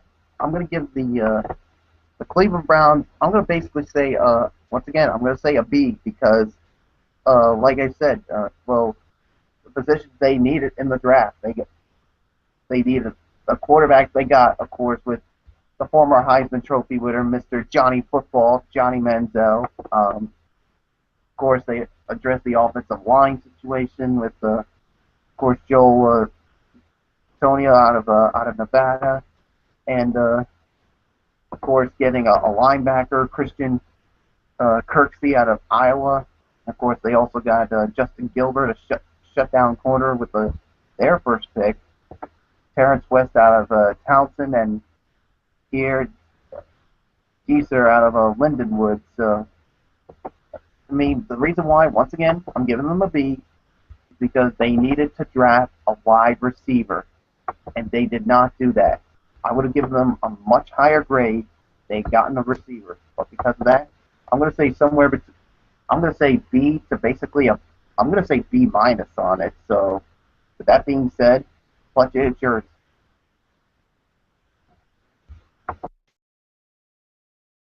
And I'm going to follow suit. I'm going to give them a B. I mean, that was a tremendous draft what they did. But the thing was, a lot of head scratching coming out of that draft, and I really got to say, I really didn't understand why Cleveland was doing what they were doing, especially at the beginning. You needed a quarterback. You could have gotten Johnny Manziel, and you passed on him, only to only to get very lucky for him to land at the number 22 spot where you had to trade it up to get him, because if you did not get him, oh my word, this would have been a catatonic type moment. But they made the moves, they made the right moves, the necessary moves. I can't hate on this, so I'm gonna give them a B. That's all I'm gonna say about that. Anthony, it's yours. Yeah, I'm gonna give it a B minus. I'm gonna go with Bullock's grade on this one. The only really good thing they did was Johnny Manziel, of course. I mean, they needed a quarterback, God forbid. I mean, they haven't had a quarterback in forever. I can't remember really the last time they had a franchise quarterback. Probably Bernie Kosar back in the friggin' '80s when that team was actually fun to watch. But hey, they got Johnny Manziel. He's probably gonna do some things. We'll see. Hopefully, he keeps his nose clean, if you know what I mean. And yeah, the other picks. I mean, I don't really know much about them. I mean, Manziel's the only one I know. Don't know much about Gilbert. Don't know much about Bitonio, Kirksey, West, or Desir. But they made a lot of trades, and yeah, so I think Cleveland, they'll probably be a little bit better, but I don't think they're going to be that much better. But you never know. I mean, they had a promising start last year, but unfortunately they didn't do much with it. I mean, Brian Hoyer got hurt. I mean, had he not gotten hurt, who knows? Maybe Cleveland actually could have been in that mix last year. Could have been. But it's a B minus for me. Those head scratching moves. I mean, why would you draft Gilbert first? you should have drafted Manziel first. That's all I'm saying about that. But they do need defense. I do agree with that. I mean, they haven't had any good defense in a while, so yeah. Still scratching my head about that one. I mean, I remember when Fletcher and I were watching the draft, we talked on the phone. We were like, "It's got to be Manziel. It's got to be Manziel." Roger Goodell said it's Justin Gilbert. We were like, "Huh?" I was like, "Huh?" And then Michael Fletcher had to do the infamous Tim Allen from the Home Improvement. That's exactly what he did. That's exactly what he did. I can tell you that firsthand, and he'll back me up on that, like he always does. Yeah, and that's what Michael Bullock did as well. So, and I think to sum it all up as we move on, I think we all had our Steve Harvey facial expressions on that Gilbert pick, and you know what I was thinking to myself? Sum it all up. The Cleveland Browns do what they do best and show you why they are the most snake bit franchise in history. They literally put the whipped cream on the salad. So let's move on, folks. B- is the grade. Alrighty, next up on our clock as we continue on here. Oh boy, I know if Derek Ferrero was here, he would have had a field day with this one. It is his other. I mean, we all know the New England Patriots are his number one, but we're going to his number two team, and that is the Dallas Cowboys, America's team. They are next on our clock with 3, 4, 5, 6, with 9 picks, and here are the picks as follows: Zach Martin, offensive tackle, Notre Dame; DeMarcus Lawrence, defensive end, Boise State; Anthony Hitchens, linebacker out of Iowa; Devin Street, wide receiver out of Pittsburgh; Ben Gardner, defensive end, Stanford; Will Smith, not the singer and actor who Fletcher's a big fan of, linebacker out of Texas Tech; Ahmad Dixon, safety out of Baylor; Ken Bishop, defensive tackle out of Northern Illinois; and Terrence Mitchell, a cornerback out of Oregon. Michael Fletcher, you lead off. Your thoughts on the Dallas Cowboys and your grade for them? This is gonna be Pearl Harbor job time, boys, because I did not like what Dallas did at all. Reach, reach, reach, reach, reach. That's all they did in this draft. All these guys are overreaches. They went for the well one too many times. I don't even know what in the hell Jerry Jones and his boys were doing. This was, to me, this was a lackluster NFL draft for me. And Derek Ferrera, if you're listening to this, mark my words. Dallas is not making the playoffs this year. C minus on my draft board. Anthony, go. Did you say B- or D-, Flex, on that? C minus. Oh, C-. Okay, that's what you said. I'm gonna give it between C- and a D. I mean, I don't really know much of these because I don't even know who these guys are. I mean, Fletch is absolutely right. Reach, reach, reach. I mean, the only reason I'm even gonna give him a C- is because Zach Martin out of Notre Dame. I know who he is because he was solid. He had a stellar career at Notre Dame. Had some great moments there, but I do not know any of these other picks. I think I've heard of Ahmad Dixon, but and of course Will Smith out of Texas Tech, and not to be confused, of course, with the Will Smith who everybody knows and loves. But no, man. I mean, you got a good receiver in Devin Street. He's an okay receiver. I mean, because normally the only time I watch the Pittsburgh games when they play Notre Dame. And Notre Dame and Pittsburgh have had some wars over the last couple of years. So, and I know Street was a big part of it. But because of Martin and Street, I'm going to give it a C-. I mean, I could honestly give it a D because I thought they had some terrible picks. And I'm sorry, Derek Ferrera, I'm afraid I've got some bad news, a la Bad News Barrett. I'm going to have to agree with Michael Fletcher and say that your Dallas Cowboys will not make the postseason yet again. And this could be the year where Derek will get his wish, and Jerry Jones will finally have enough of Jason Garrett, and he'll send his ass packing and put the unemployment lines. So, yeah, C-. I'm going to go with that for my grade as well. I agree with Fletcher's sentiments on that. So with that said, Michael Bullock, your thoughts on Derek Ferrera's Cowboys? Yeah, it was basically reach, reach, reach, reach.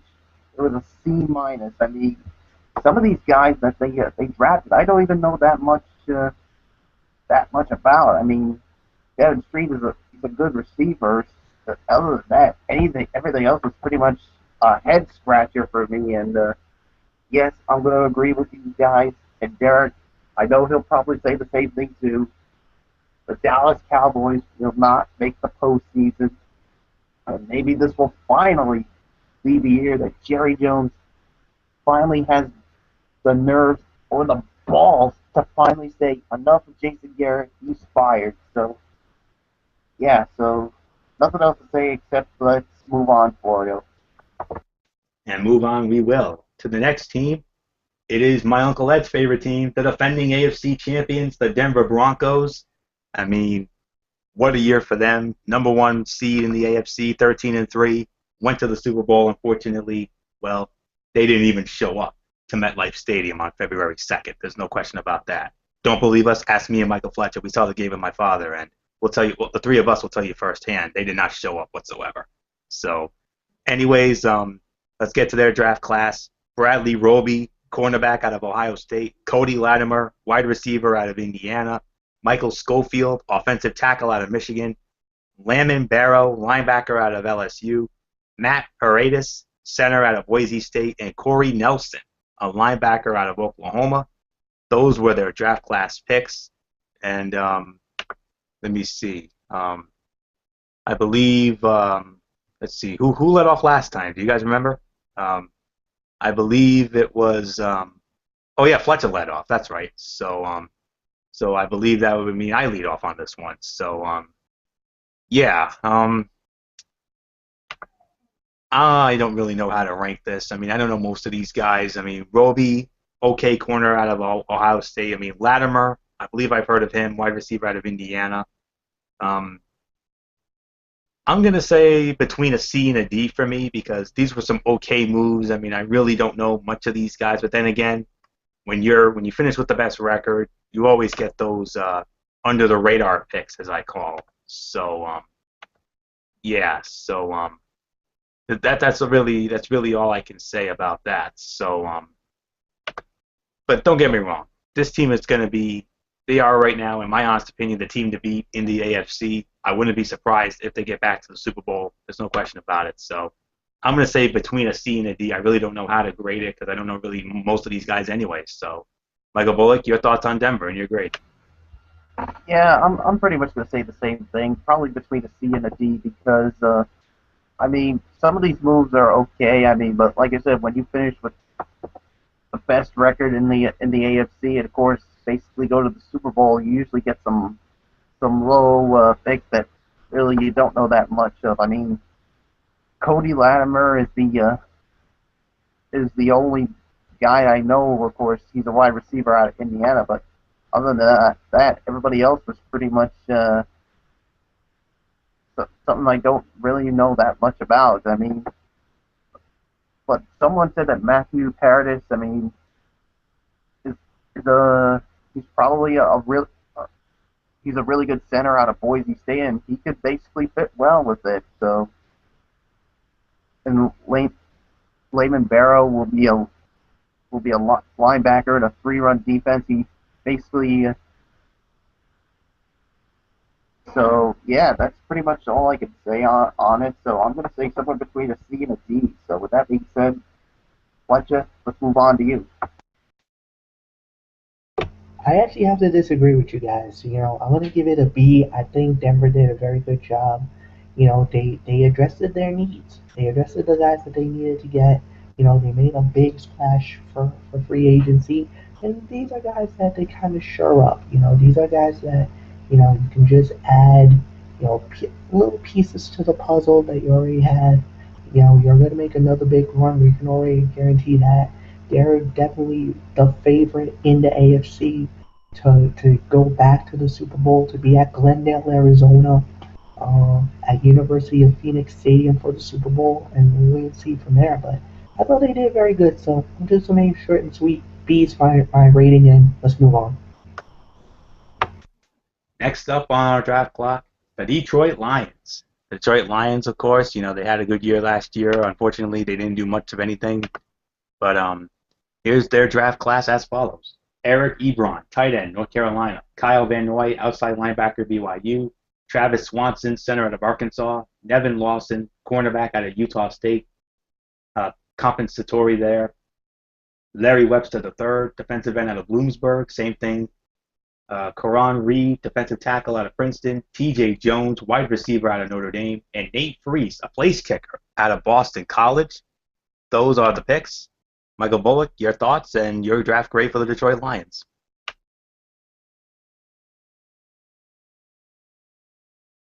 Yeah, sorry about that. Forgot to unmute my mic there. Eric Ebron, a tight end. I mean, some people say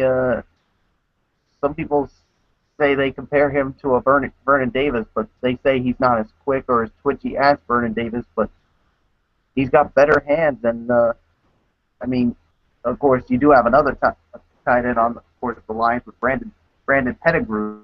So yeah, it'll be interesting to see how he does at the tight end position. Of course, Kyle Van Noy, a linebacker.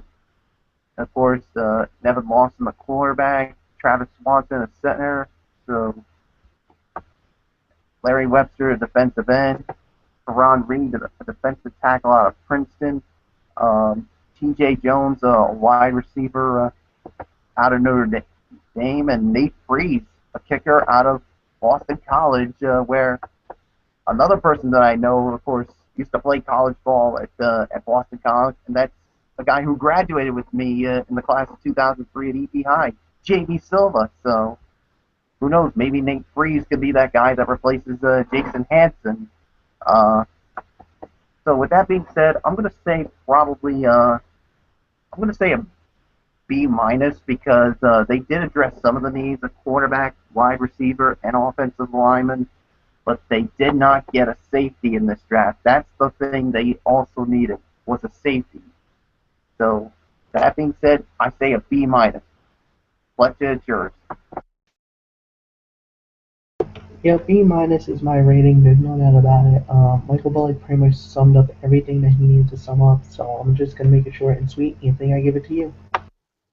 Yeah, B minus is the grade. I agree. I mean, they got a solid tight end in Ebron. T.J. Jones, I can tell you firsthand, very good receiver out of Notre Dame. I mean, he had some great games for them this past season, no doubt about it. And Nate Freese, the kicker. I mean, he's probably going to be, who knows, maybe he could be, the heir apparent to Jason Hanson, Jason Hanson, of course, one of the greatest kickers of all time, and definitely made that team fun to watch, back in the 90s with Barry Sanders and the rest of that great team. But I think if Stafford can stay healthy and Johnson and them, if they can have the years that they have, who knows, maybe Detroit can finally, get over that hump and finally do something. So that's a team I'm rooting for right there. So B minus is the grade. I do agree with that. So we're just going to move on and go on to our next team, and it is, of course, one of their most hated rivals, and of course, a team that Matt Ward definitely has a complete and utter contempt for. That team, none other than the Cheeseheads themselves, the Green Bay Packers, and their picks are as follows. My current favorite name in sports today, Clinton Dix, the safety out of Alabama, Devontae Adams, wide receiver out of Fresno State, Kyrie Thornton, defensive tackle out of Southern Miss, Richard Rodgers, tight end out of Cal, compensatory selection, Carl Bradford, linebacker out of Arizona State, Corey Linsley, center of Ohio State, Jared Abbrederis, wide receiver out of Wisconsin, Demetri Goodson, cornerback out of Baylor, and Jeff Janis, a wide receiver out of Saginaw Valley State. Wow. So with that said, Michael Fletcher, your thoughts on the Green Bay Packers draft class? You say Mylan under content, man, he does not like them, but I do know somebody who does, and her name is Tanya Nollings. She's a good friend of mine. She's a big-time Green Bay Packer fan, a big cheesehead, and she is definitely wondering what I was going to say. I gotta say it. Bravo, Green Bay. Tremendous draft for you guys. You guys did a very good job. You guys pretty much, I believe you filled all the needs that you needed to get, and you did. You needed a safety. You got that pretty early in the draft. You needed a tight end. You got that in round 3 with Richard Rodgers. You needed a linebacker. and you got some good linebacker help, and then you got some wide receiver help. You know, these are guys that they also need to replace, you know, just in case. Yeah, and I gotta say, I think they did a very good job, and with everything that they done in the off season, I'm gonna do it. B plus. I thought they did a very good job with their drafting. So B plus for the Green Bay Packers. Anthony, I give it to you. B plus, that's a good grade, but I'm gonna go a little better here. I'm gonna give this an A minus, and I'm gonna tell you why. I mean, haha, Clinton Dix. We all know how incredible of a safety he is. You got three great receivers here. Well, two great receivers. I don't know the third one, but I know Devontae Adams. I know that one of Jameis Winston's go-to. Well, no, I'm sorry. He was out of Fresno State. My mistake. But I know who Devontae Adams is. I actually stumbled upon a highlight of him, and he's good. That's all I can say. He's a good receiver, and I think he's going to be a solid receiver. He's probably going to be low on the depth chart because you still got Jordy Nelson and James Jones and the rest of that great receiving core. Rodgers, the tight end, I don't think he's related to Aaron Rodgers, although he went to Cal too. Maybe they are related. I don't know. We'll have to look into that. Abrederis, the wide receiver out of Wisconsin, I've heard some good things about him. I like that pickup as well. Goodson, another great stud out of Baylor during the RG3 era. So, yeah, these are solid picks across the board. They definitely address the needs, and there is no doubt in my mind the Green Bay Packers are definitely going to make some noise in 2014, much to the chagrin of Matt Ward. But you know that NFC North is going to be another fun division to watch, if I do say so myself. So I'm going to give this. Well, actually, let me do this. I'm going to give this between an A minus to a B plus. That's all I can say about that. Tremendous job by Green Bay. Very good draft. So with that said, Michael Bullock, it's yours.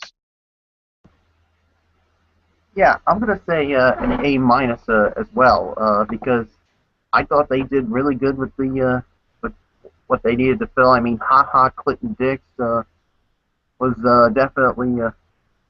I mean, he has the best range, and he basically he's a pretty good tackler, and he's a really fast safety. So this could definitely help out. So Devontae Adams out of Fresno State, another really good receiver. Kyrie Thornton out of Southern Miss. Richard Rodgers, a tight end out of Cal. Carl Bradford, linebacker out of Arizona State. Corey Linsley out of Ohio State. Jared Abadaris out of Wisconsin. And Dimitri Goodson out of Baylor, and Jeff Janis, a wide receiver out of Saginaw Valley State. So they definitely filled out the needs that they needed. So an A minus for me. So with that being said, let's just move on. And move on we will. Next team on the clock, the Houston Texans are your next team on the clock. Let's run down their class as follows. Number 1 overall pick, Jadeveon Clowney, outside linebacker, South Carolina. Xavier Su'a-Filo, offensive guard out of UCLA. CJ Fiedorowicz, tight end out of Iowa. Lewis Nix, defensive tackle out of Notre Dame. Tom Savage, quarterback out of Pittsburgh. Jeffrey Pagan, defensive end, Alabama. Alfred Blue, running back, LSU. Jay Prost, fullback out of Auburn. Andre Hal, defensive back out of Vanderbilt. And Mr. Irrelevant, Lonnie Valentine, safety out of Memphis. Those are your picks for the Houston Texans. Of course, coming off a very disappointing year, which saw the firing of Gary Kubiak. They have a new head coach now in the likes of Bill O'Brien, who, of course, formerly coached linebacker U, Penn State, as you all know. So, yes, solid here. I like a lot of these picks. Of course, Clowney. I mean, I know he had some issues this past season, but when you think of Jadeveon Clowney, you still can't help but think about that awesome hit against Michigan in that Outback Bowl. Oh boy, howdy! If he can bring that same intensity to Houston, Houston will be back. There is no question about it. I mean, I know Fletcher still has nightmares about that hit, but you know, it is what it is. But hey, I mean, I like these moves by Houston. Clowney, of course, we all know how great he was at South Carolina. Another move I want to address real quick. Tom Savage out of Pittsburgh. I mean, very good quarterback. I mean, he was a solid quarterback out of Pittsburgh. I'll also tell you about Lewis Nix out of Notre Dame. I mean, Lewis Nix. I mean, he was the heart and soul of that defense. There's no doubts about that. Um, this is a solid. I'm going to give this between. I'll probably say a solid B as well. I mean, Clowney and Nix and Savage. Those are the three guys to watch for. I don't know much about the other guys because I don't really know much about them. My special shout out will probably tell you, considering that she's the Auburn grad, she'll probably tell you all about Jay Prosh or Prosh. I don't know how to pronounce the last name, but I'm sure she'll vouch for him. I know all about that. So yeah, they had the first pick and they also had Mr. Irrelevant. So how about that, huh? So I think Houston will be a little bit better. I don't know if they're going to be all that good. I mean, they still got Arian Foster and Andre Johnson and of course Matt Schaub, who was traded to Oakland. I mean, who knows? It could be another hard times year for the Houston Texans. So I'm going to give it a solid B, only because, I mean, aside from Clowney, Nix, and Savage, I don't know much of the other guys. So solid B for me for the Houston Texans. Michael Bullock, your thoughts? Yeah, I'm going to give them a solid B, too, when it comes to, of course, getting Jadeveon Clowney with the #1 overall pick in the draft. I mean, yeah, he's come under some criticism because he does flash explosion, but doesn't do it basically enough. Of course, who could ever forget that? Like you said, that big hit that he had in that Outback Bowl against Michigan. Xavier Su'a-Filo, he's a. I mean, I like this. I like this pick here when it comes to the offensive side of the ball. CJ from Iowa, a tight end. They basically want a blocking tight end who can also get down the field a little, and this guy could basically do it. Lewis Nix, like you said, was the heart and soul of that Notre Dame defense. Tom Savage, I like this pick here. I mean, some people say that his arm is just as good as Logan Thomas or even Zach Mettenberger. I don't know if he's going to be the everyday quarterback, but let's just say I think they're probably going to have to get a veteran quarterback to basically help out with them. So yeah, when it comes to the other ones, I really don't know that much. So with that being said, I'm going to give them a B. With that being said, Fletcher, it's yours.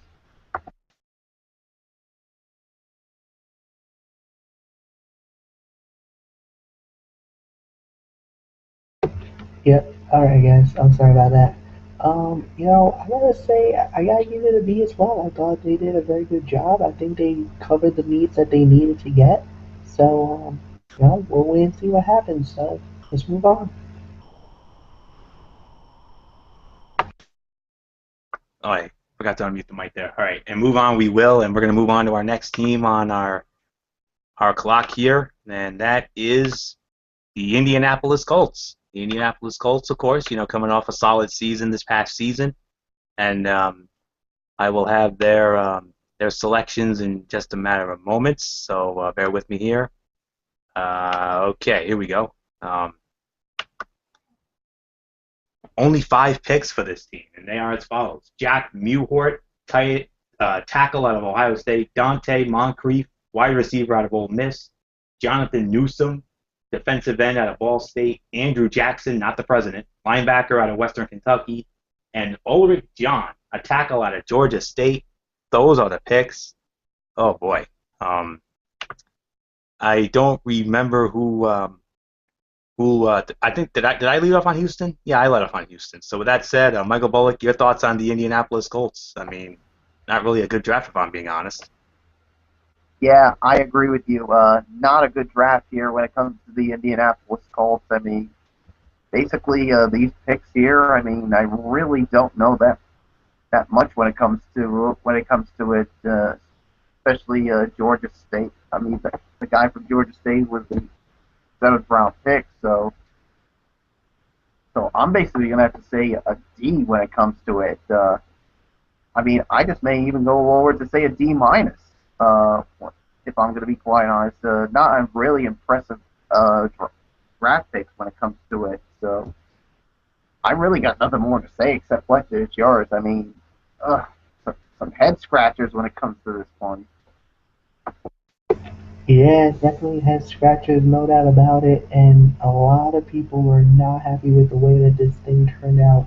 Everybody was hoping for something better, and Indy kind of kicked the bucket, as they would say. I don't know why. I mean, you're right there. You're a good team. You made a great run last season in the playoffs, and kind of feels like they're going backwards. Hopefully that does not affect them this upcoming season. We'll wait and see what happens.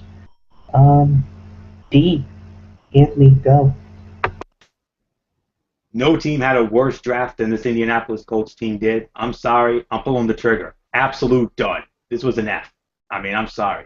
I mean, I do not like any of these picks whatsoever. I've never even heard of these Hammondagers. I mean, you think any of these guys are gonna make that team better? Nope, not my opinion. I mean, honestly, don't know any of these guys. So these are second-rate players as far as I'm concerned, and I don't think they're gonna do much of anything. They proved me wrong. Hey, they proved me wrong. That's all I can say about that. Like the late great Chris Benoit once always liked to say, "Prove me wrong." That's all I can say about that. And until they do so, I can't support any of these picks. I don't know any of them, so I have to give it an F. I'm sorry to say it. So absolute dud when it comes to the Indianapolis Colts. So, I mean, I know a lot of you disagree with that, but it's just my opinion. But here's the thing: they're going to be fine anyway. They still got Andrew Luck. They still got Reggie Wayne out of the Batcave. They're still going to be. They got Kobe Fleener. That defense. I mean, but here's the thing: Robert Mathis just got suspended for 4 games. I mean, that's going to hurt Indy quite a bit. They're probably going to go 2-2 in those first 4 games, if I'm being honest. So, yeah, not a good draft for Indy whatsoever. And if I'm being real honest with you, I think they had the worst draft of anybody. Don't know any of these guys, so sorry, don't like these picks at all. So, Indy, you got an F. You're done. So, with that said, let's move on to our next team, and it is. Okay, maybe we'll have some better things to say about this team, the Jacksonville Jaguars. And here are their picks going forward, as follows: Blake Bortles, quarterback, Central Florida; Marquise Lee, wide receiver, USC; Allen Robinson, wide receiver, Penn State; Brandon Linder, guard, Miami Hurricanes; Aaron Colvin, cornerback, Oklahoma; Telvin Smith, linebacker, Florida State; Chris Smith, defensive end out of Arkansas, another one of our favorites. We all know who's the Arkansas mark. Luke Polanco, center out of Virginia; and Storm Johnson, running back out of UCF, Central Florida, same as Blake Bortles. So, yeah, I believe. Let's see. I led off on Houston. Bullock led off on me, so I believe we started Michael Fletcher. So, Fletcher, your thoughts on Jacksonville and their draft class? I really liked what they did, especially the shocker of getting Blake Bortles. You know what? I'll have to say this. It seems like to me, this NFL draft class, he was the #1 quarterback in the entire board. Better than Johnny Manziel. Better than Teddy Bridgewater.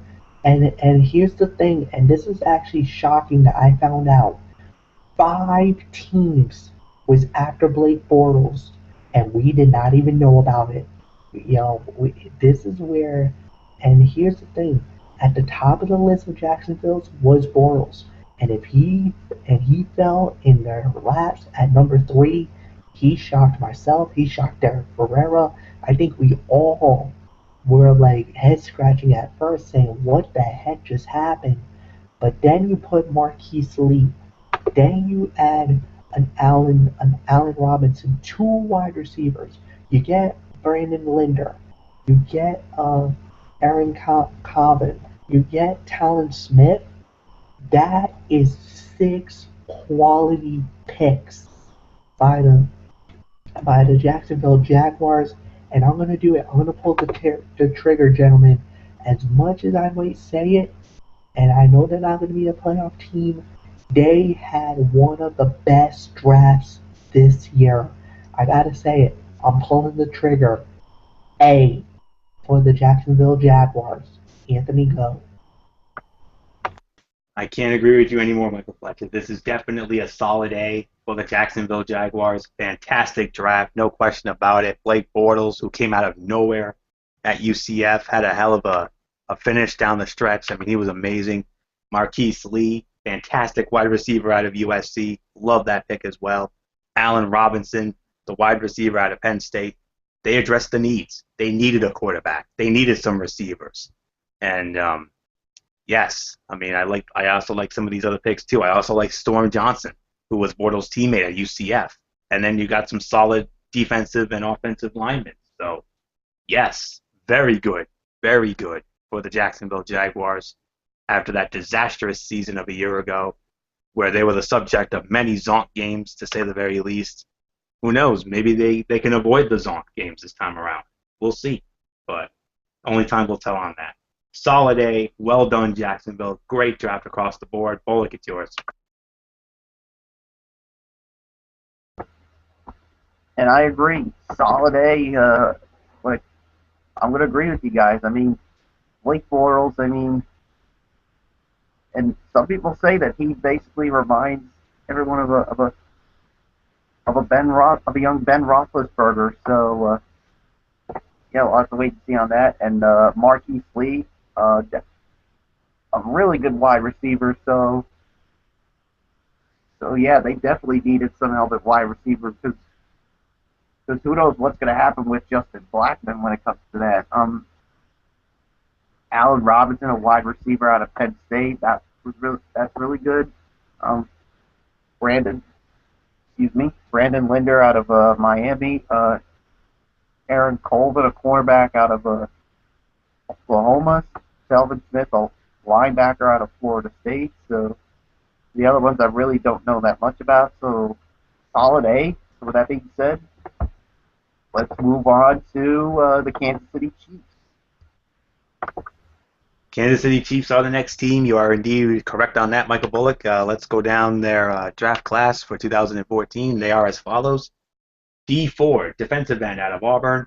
Phillip Gaines, cornerback out of Rice. DeAnthony Thomas, running back out of Oregon. Aaron Murray, quarterback out of Georgia. Zach Fulton, guard out of Tennessee. And Laurent Duvernay-Tardif, a tackle out of McGill. So those are your main draft class guys. So with that said, I'm going to start it off. Let me tell you, I mean, this is another solid group of guys here. Definitely going to give them a high score here. I'm going to give this a solid B here for the Kansas City Chiefs. I mean, Dee Ford, very good defensive end out of Auburn. I know my special shout out, the Auburn grad will agree with me on that. I know she'll vouch for him, no question about that. But here are the two reasons why I give this a B. DeAnthony Thomas, a fantastic running back out of the University of Oregon. I mean, this was a young man who had some stellar games for Oregon. I mean, one of our good friends, Eric Carrier, I know he will vouch for DeAnthony Thomas. I know because he was a fantastic player, great running back, and it was really in 2011 where he had 2,235 all-purpose yards and 18 total touchdowns, set numerous records. And then in 2012, I mean, he went down a bit, 701. Well, he had 701 yards rushing and 445 receiving, had 1,000 yards there. And then 2013, I mean, had some. He did some great things as well. So had more numerous awards and was definitely a force to be reckoned with at the University of Oregon. And I know Eric Carrier will definitely vouch for that. Aaron Murray, great quarterback out of the University of Georgia. I mean, his body of work speaks for itself. I mean, a couple of years ago, you remember they pushed Alabama to the brink in that SEC championship game, the greatest SEC title game of all time, 5 stars and beyond. I mean, he was fantastic in that. So, and Dee Ford, I like that pick as well. Solid picks across the board. I think they addressed some needs. I mean, they had a great year last year. another team I'm rooting for because he's a team that hasn't done much. I mean, I know they won a Super Bowl all the way back to Super Bowl 4, but still, I think KC will be. Yeah, I mean, they had a great start, but then they just sputtered down the stretch. That's what happens when you have to play your most hated rival and your toughest team in your division, Denver, twice in a 3-week stretch. So that's what's going to kill it. So, but for me, it's a solid B. Great job, solid job across the board, and I think KC is going to do well this year. If I'm being honest, so solid B. Michael Bullock, your thoughts on KC?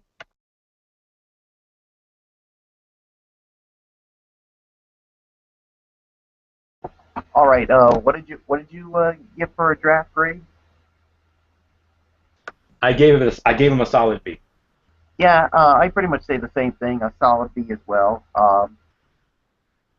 But I mean, D Ford, the defensive end on Auburn, I like that because who knows? I mean, because you may need someone to replace Tamba Hali or Justin Houston because they're both going to be free agents in about a year or two. So you need someone to replace either one of those two. So I like this pick.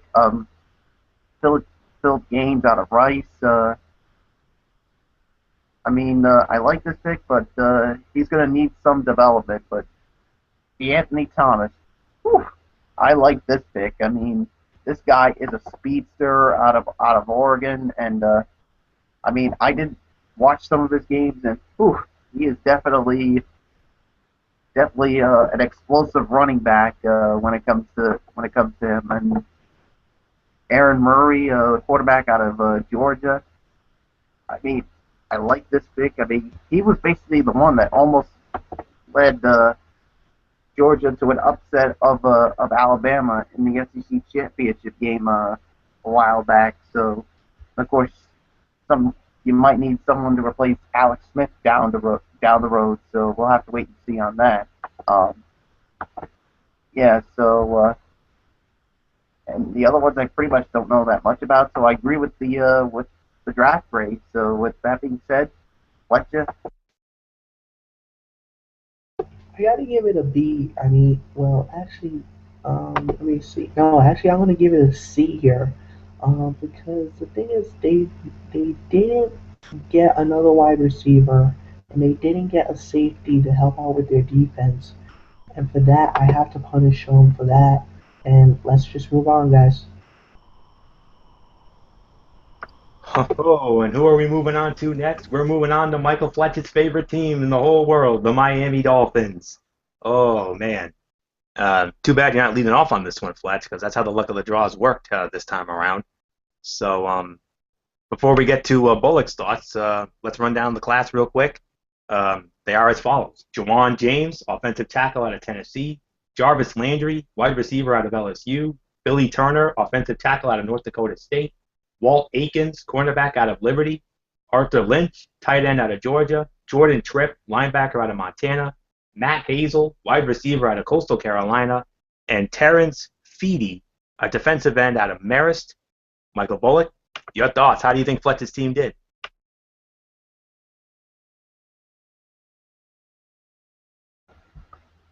All right.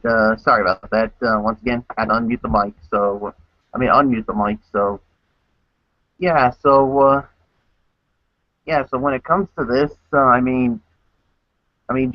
get Jawan James out of Tennessee. He's a guy who basically, he plays right tackle, but he can also play guard. So I like this pick basically to help rebuild that offensive line. I'm surprised that they didn't take Cyrus Cujo of Alabama or Xavier Sufilo from UCLA, but it is what it is. Jarvis Landry out of LSU. I like this pick too. So basically, in everything, some of the other picks are pretty much meh, except for Arthur Lynch, the tight end out of Georgia.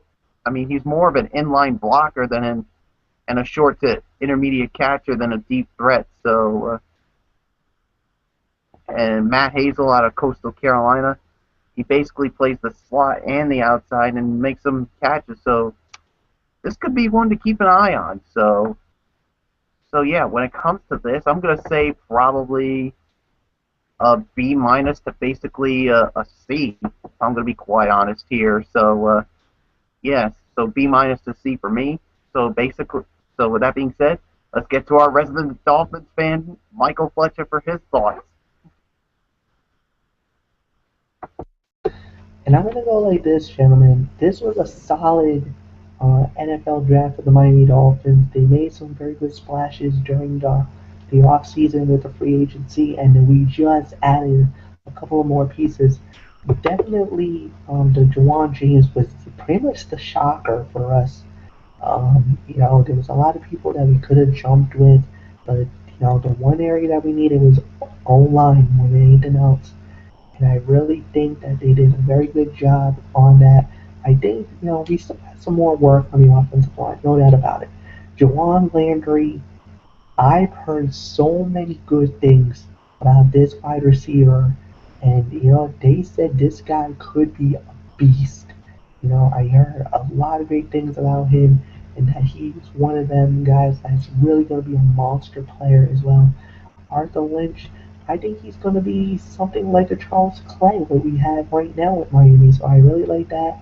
Matt Hazel, another slot guy, could be another Wes Welker. Because remember, Wes Welker was actually originally a Miami Dolphin, and we lost him was we just couldn't keep. It was money issues. So other than that, if it wasn't for that, the legend never would have grown like it did in New England when it went so many leaps and bounds and whatnot. So I gotta say, this is at least a B minus from the Miami Dolphins. But the two areas where we should have addressed was safety and the running back. I mean, we did good with what we had in the draft. So I was very pleased with the Miami Dolphins, to say the very least. Anthony, it's yours. Yeah, solid B for the Miami Dolphins. B to B minus, if I'm being quite honest. I mean, the Miami Dolphins. I know Fletch was definitely very pleased with the first two picks, especially Jarvis Landry out of LSU. I know he also liked that James pick as well out of Tennessee because offensive line that's been one of your Achilles' heels over the last couple of years, Fletch, and you know that. And who knows? Maybe he can be that guy that can give Ryan Tannehill finally the time he needs, and he can end up being that next great quarterback in Miami. Because let's face it, you haven't had the last great quarterback you had was Marino. I mean, yeah, you had a few okay quarterbacks. I mean, Jay Fiedler had a good run for you boys. Chad Pennington had an okay run, but yeah, Miami, no question about it. I mean, I think they're going to have another good year this year. I mean, they came so close to making the postseason last year. I mean, just think that Pittsburgh game was the killer. There's no question about that. I mean, if he had stayed in bounds, if they had stayed in bounds, I mean, oh boy, that would have. Oh no, you won that game. I forgot about that. That's right. I was thinking about Pittsburgh, but we'll get to them in a moment. But James and Landry, great pickups. Akins, a good cornerback. Lynch, solid tight end. Don't really know the other guys, but I'm gonna go with the majority here. I'm gonna say a B minus for Michael Fletcher's Miami Dolphins, and I think Miami will be one of those sleeper teams in the NFL this year. All right, next up on our clock, it is the Minnesota Vikings, and here are their picks: Anthony Barr, linebacker, UCLA; Teddy Bridgewater, quarterback out of Louisville; Scott Crichton, defensive end out of Oregon State; Jerick McKinnon, running back out of Georgia Southern; David Yankee, guard out of Stanford; Anton Exem, cornerback out of Virginia Tech; Kendall James, cornerback out of Maine; Shamar Stephen, defensive tackle out of UConn; Brandon Watts, a linebacker out of Georgia Tech; and Jabari Price, cornerback out of North Carolina. Those are your picks for the Minnesota Vikings. Michael Fletcher, how do you think the Purple People leaders did this time around? Well, I will say this, Anthony. They kind of overreached on one pick, to say the very least, and that was against Anthony Barr. I really thought they reached for him, getting him that early in the draft. I think they could have held him off and get somebody else. But I will say this: Teddy Bridgewater was an absolute steal. what a tremendous, tremendous pick that was for them. They needed a quarterback. I know there's been a lot of question marks about Christian Ponder and everything else. Getting Teddy Bridgewater here was a tremendous steal to get him at the very end of the first round. Actually, with the last pick in the first round. To get him at number 32 was a tremendous coup for them, and their picks were better and better and better. I gotta say, Minnesota Vikings is another one of the winners of the draft, and for me, I gotta give it A is my recommendation. I give an A rating to the Minnesota Vikings, to the Purple People Eaters. They definitely had their fill, and they ate very well in New York City last weekend. Let's just say that. Anthony, it's yours. They must have channeled their inner Ryback and said, feed us more. And that's exactly what they did. And the minute they got Teddy Bridgewater, we were like, done, finished. I mean, I agree with the rating, solid A indeed. I mean, and that grade goes to Teddy Bridgewater. I mean, Teddy Bridgewater out of Louisville, so fun to watch. I got to be honest with you. I mean, one of the best quarterbacks that was available on the board. I'm surprised he didn't go any higher, but then again, he struggled down the stretch and had some bad games at the wrong time, and that's what killed Minnesota. I mean, that's what killed Louisville down the stretch last season. But I do know this. Excuse me.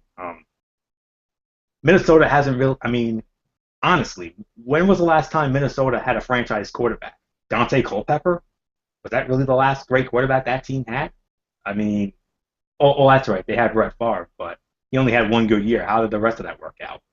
Not so well, if I'm being honest. But maybe Bridgewater can be that guy. That can be, that franchise quarterback that they've been aching for a long time.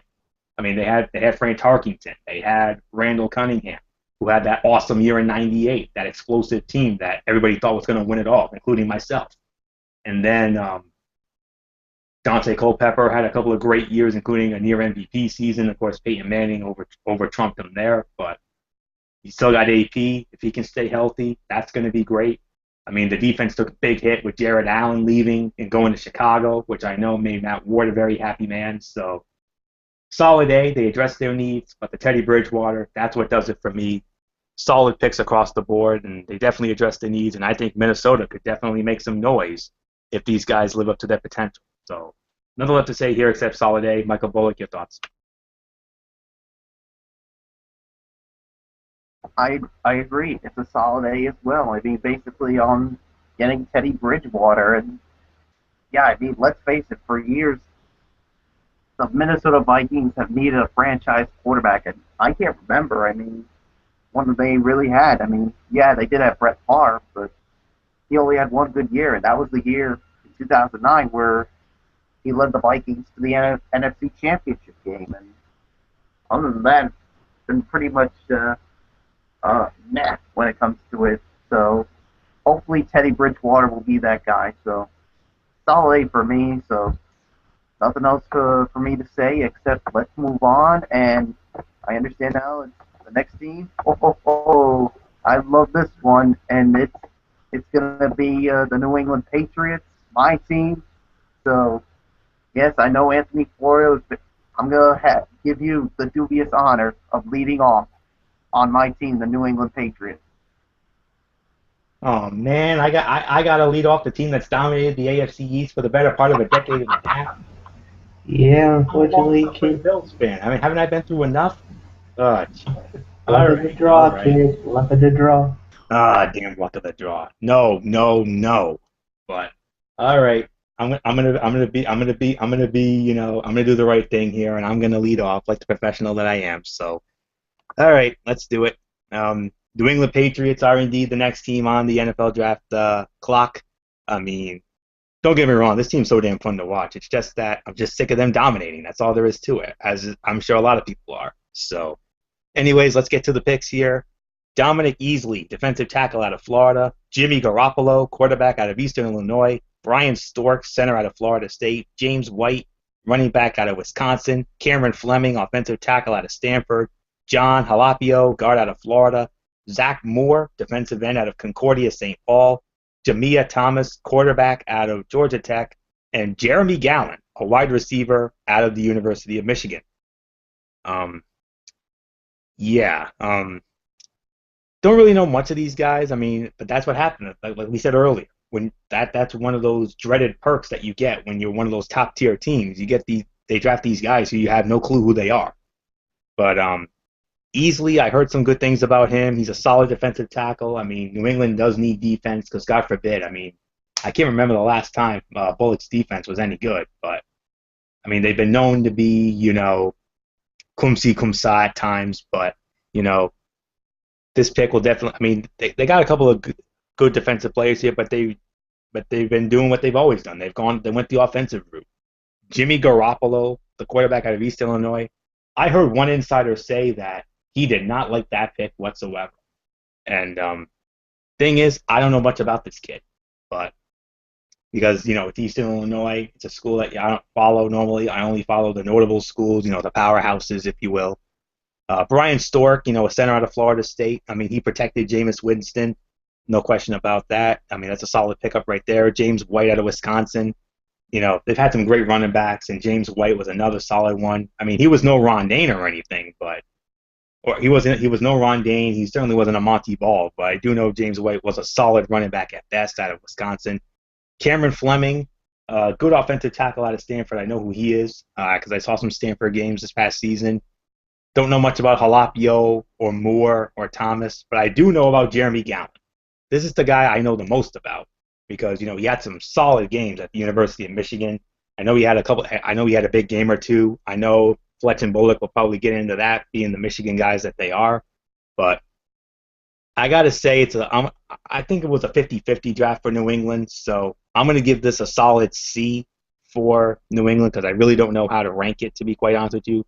I like some of the picks. I mean, half the picks I like, the other picks I really don't because I don't know much about them. So I like Gallen, I like White, I like Fleming, and I like Easley. So and I'll also give some props to Stork as well. So I'm going to give this a solid C at the absolute best. So with that said, I'm just going to toss it up to our resident New England Patriot super fan, our insider. He probably knows more about this, but keep it under 3 minutes, Michael Bullock. It's yours. All right. Yes, I'll try to keep it under 3 minutes when it comes to this. Dominic Easley. He's a little bit of a head scratcher when it comes to this one because, well, let's just say this is, as some people would say, a typical Bill Belichick pick. If I'm going to be quite honest, I mean he is. Because there's only one question when it comes to him. And that's his knee injury, his torn ACL that he had in September. I mean, will he be the guy that he was before, or will the injuries come back to bite him? But they say that he's quick and explosive, and here's the other thing: they need a defensive lineman and basically a defensive tackle. Because let's face it, boys, Vince Wilfork isn't going to be around forever. And they need possibly a replacement for him. I mean, I'm not going to say that Easley's going to be in there right away, because let's face it, this is still Vince Wilfork's job. Of course, we'll see how he is coming back from his Achilles injury. Jimmy Garoppolo, they say that he's got a quick release, a good arm, and is very athletic. So we'll see what happens with him. And then, of course, Brian Stork, center out of Florida State. And I mean, I like this pick here because, I mean, he, of course, when he plays for the national champion Florida State Seminoles, they say he's smart and basically understands blitz pickups and the nuances of playing an offensive line. James White, running back out of Wisconsin, I like this. I like the pick of Cameron Fleming out of Stanford. Now, this Jeremy Gallen guy, this is one guy you got to keep an eye on. Some people say this could be a steal because, I mean, basically, he looked really good at Michigan's Pro Day. He was 39.5 inches on the vertical. He was good on the broad jump, 4.26 seconds on the short jump, and on the three-cone drill, he was at 7.07 seconds. So, and he also looked good catching the ball. So, this is one pick I'm definitely really looking to keep an eye on. This Jeremy Gallon guy. Other than that, I'm gonna say this was pretty much like Anthony said, a 50-50. So I'm gonna say a C to somewhere close to a C minus. So, because I'm still not quite sure what to make of Dominic Easley, whether they're going to get the one from 2012 or the one that's injury plagued. So, that being said, Fletcher, it's yours, and I saw that you said no horrible pick. What was it that you say is a horrible pick? So, enlighten us on it. There's two horrible picks. Dominic Easley, definitely no doubt about it. Jimmy Garoppolo, really? Tom Brady, if I'm a quarterback right now, I am pissed to see another quarterback there with him. What does that mean? Does that mean is he the heir apparent once Brady leaves the NFL? Is that what the story is? I don't know, man. I think New England really kicked the bucket on this one, man. And I'm sorry they punted in so many different ways. And this is at least C minus to at least a D for me in my rating for the New England Patriots. I mean, I can't go any more worse than that. Man, I wish I could, but I gotta be real honest. I mean, this was horrible. Bad draft of the Patriots. Very lackluster, to say the very least. And that's the thing. When you think New England Patriots, you're thinking great diamonds in the rough picks. Those, guys that are so good for necessity and help and everything else. But these picks just, it boggled my mind. The only one that really made sense was their last pick, which was, the wide receiver from Michigan. We know him really well. Me and Mike Bullock seen a lot of games with him, and he's explosive. But other than that, I'm sorry. Even like I said, when I heard Jimmy Garoppolo got picked up by the Patriots, I kind of looked at a couple of my friends and I was like, why would New England get a quarterback? And this and that, and they were like, well, with Ryan Mallett and this and that, they never gave Mallett a chance. Mallett never got an opportunity. You don't know more or less if he's worthy enough or not, because all the time Brady was on the field almost all the time. The only time you get to see Ryan Mallett was during the preseason. Too quick to pull the trigger on this one. If they do get rid of him, I think that'd be a bad move for New England. But we'll see. We'll see what happens. C minus to a D for the Patriots. Anthony, let's move on. And that's why Michael Fletcher is Mr. NFL in our circles. So that's all I can say about that. So let's move on to our next team. That team is the New Orleans Saints. The New Orleans Saints, another top-tier team in the NFL, no question about it. Let's take a look at their draft class. They are as follows. Brandon Cooks, wide receiver out of Oregon State. Stanley Jean-Baptiste, cornerback out of Nebraska. Kayari Fort, inside linebacker out of California. Vinny Sunseri, safety out of Alabama. Ronald Powell, outside linebacker of Florida. And Tavon Rooks, the offensive tackle out of Kansas State. So, Michael Bullock, your thoughts and your draft grade for the New Orleans Saints?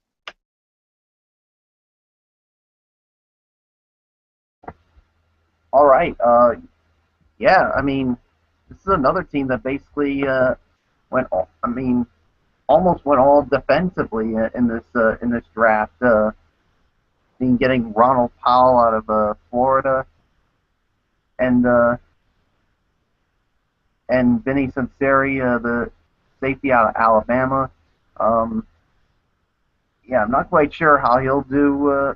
I don't know what to make of this pick because let's say, late in the season he basically tore an ACL, and so who knows how 100% he's going to be.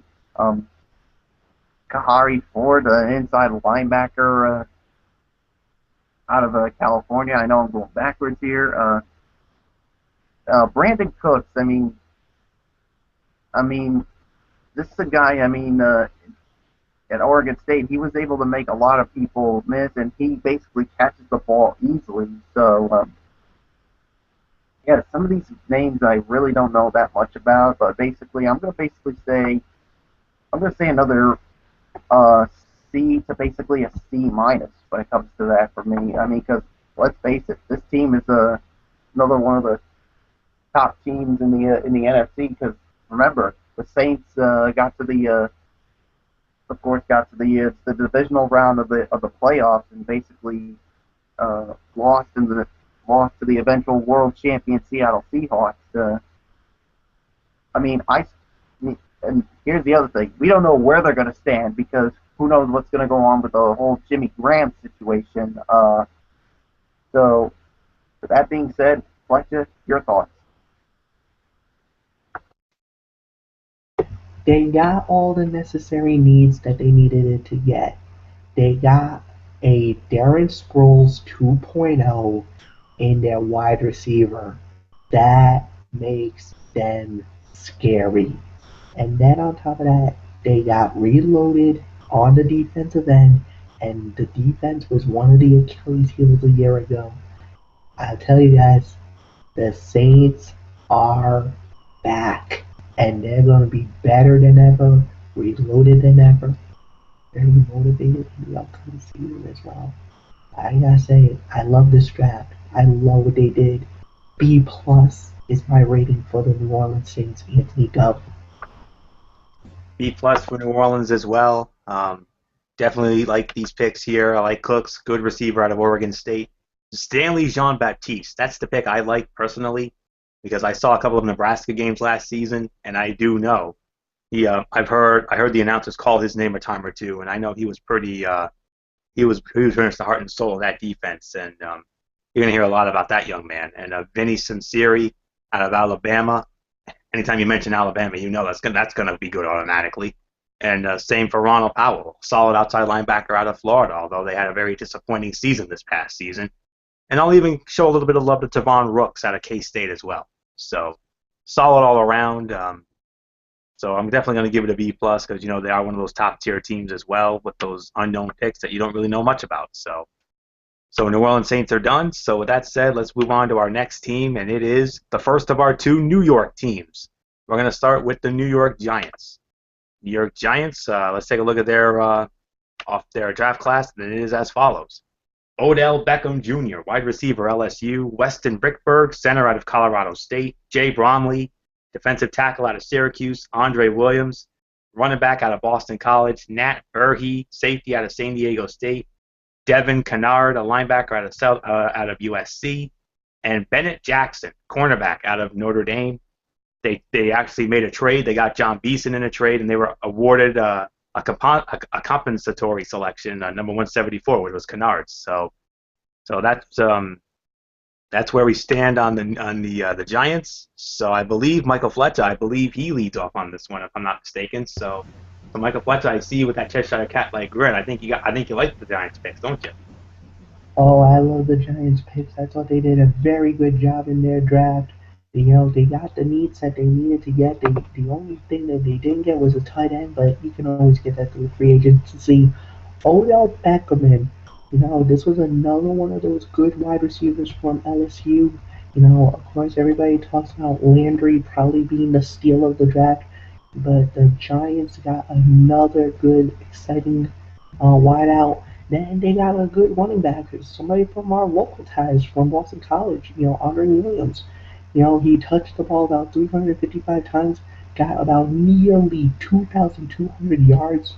No, he doesn't receive the ball very well. He's a very good running back more than anything else. But, one thing that they also did was they got a lot of offensive line help. Especially in there, with the center, with Richburg.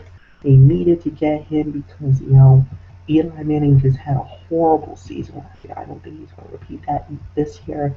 And then, of course, the defense is what you really needed. You got a great defensive stopper in Jay Brawny. You get in Nate Berg, a good free safety, and this guy is was very good as well. And then Bennett Jackson, this guy could actually be their version of Devin Hester. He could be one of those guys that can definitely be in punt and kick return situations. So I think you did a very good job with the draft. Congratulations, New York. A is my rating. Anthony, I give it to you. Yes, very good draft for the New York Giants indeed. I mean, love these picks. I mean, Odell Beckham Jr., dynamic receiver out of LSU. Love that pick. Andre Williams, let me tell you something about Andre Williams, folks. He was a finalist for the Heisman Trophy. That's how good this young man was. I mean, Boston College, I mean, I know they came up short in their bowl game, but he was the 16th player for 2,000 yards, had 2,177 yards. I mean, he won the Doak Walker Award. You win the Doak Walker Award, you are the best running back in the country. That's what that is. And this 5'11", 230-pound running back is gonna do wonders for the New York Giants. There's no question about that. I mean, unanimous All-American, first team All-ACC, a finalist for the Heisman Trophy. Like I said, I mean, I know it was Jameis Winston's to lose, but he could have come in out the back door and he could have stolen that thing. He could have come out of nowhere and won that thing. But Andre Williams is going to be a dynamic running back. I mean, a team that's had the likes of Tiki Barber, the likes of Ron Dane. Of course, they've also had Brandon Jacobs as well, Ahmad Bradshaw. I mean, if Andre Williams can have half the season he did at Boston College last year, I'm telling you, this young man is going to do some things in the NFL this year, no doubt about it. Another solid Notre Dame player in Bennett Jackson, great cornerback. He made some big plays for us in some key moments, so love his body of work as well. Great picks across the board, but Odell Beckham Jr. and Andre Williams, those were the two steals for the men in blue. So New York Giants, I agree with you, Michael Fletcher. It's a solid A, no doubt about it. I think they're going to be back this year. I think they're going to make some noise. So with that said, Bo, it's yours. I agree. Solid A when it comes to the Giants, what they did in the draft. I mean, I do like the some of the picks that they made, but the two that stand out for me, and that's the guys that you just mentioned, Odell Beckham out of LSU, and Andre Williams, a finalist for the Heisman Trophy out of Boston College. So, yeah, you guys pretty much touched on everything. So with that being said, let's move on to the next New York team, which is Jets, Jets. Also known as Gang Green, and we're going to take a look at the New York Jets. Let's take a look at their draft class. Here it is as follows.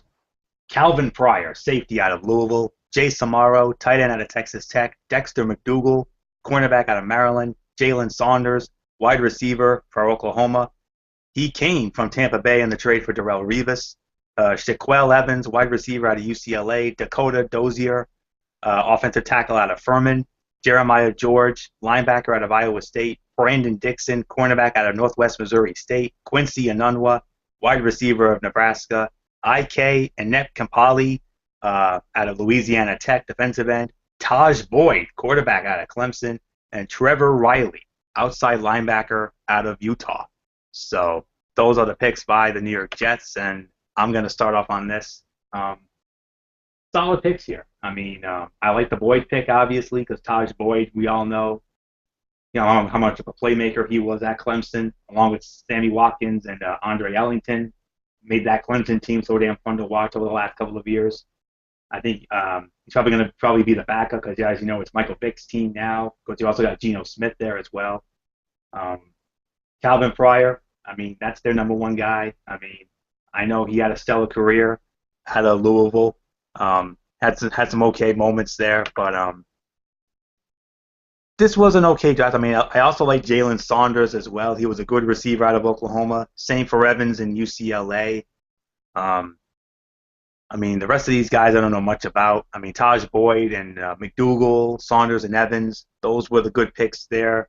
Enunwa, good receiver out of Nebraska. Like I said, I saw a couple of Nebraska games this past season, and he was definitely a playmaker for them. So, to me, don't really know how to rank this. I'm going to say probably between a C to a C minus at the best for Gang Green. I mean, I know they were the sleeper team last year. I mean, I don't know how this team's going to be this year. I mean, I know we ripped this team a lot. We call them the Jersey Shore Jets because of all their drama and infighting and whatnot. But if the Jets, if you know, if Michael Vick can be the guy he once was, and if and if Eric Decker, who I'm still scratching my head as to why he's there, is beyond me.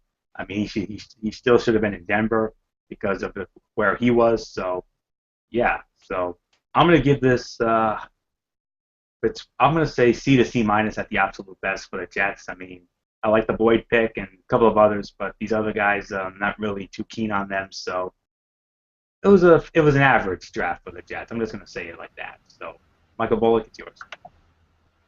Yeah, I'm gonna say a C as well. I mean, like you said, I like the Taj Boyd pick. I mean, very good out of Clemson, and some people say that they remind him of Troy Smith when he came out of Ohio State. And I mean, of course, we all don't think he's going to start right away because you still got Geno Smith and Michael Vick. Of course, we all know Michael Vick is basically going to be the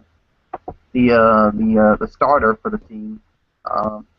I like the pick of Calvin Pryor because some people are saying that they remind him of a Bob Sanders, and and they say he's a bigger version of Bob Sanders because let's not face it, Bob Sanders was a guy who was capable of stopping the run, even though he is listed as a safety, and was one of the reasons why the Indianapolis Colts won the Super Bowl. So they say Calvin Pryor, that he compares to a Bob Sanders. So we'll have to wait to see on that.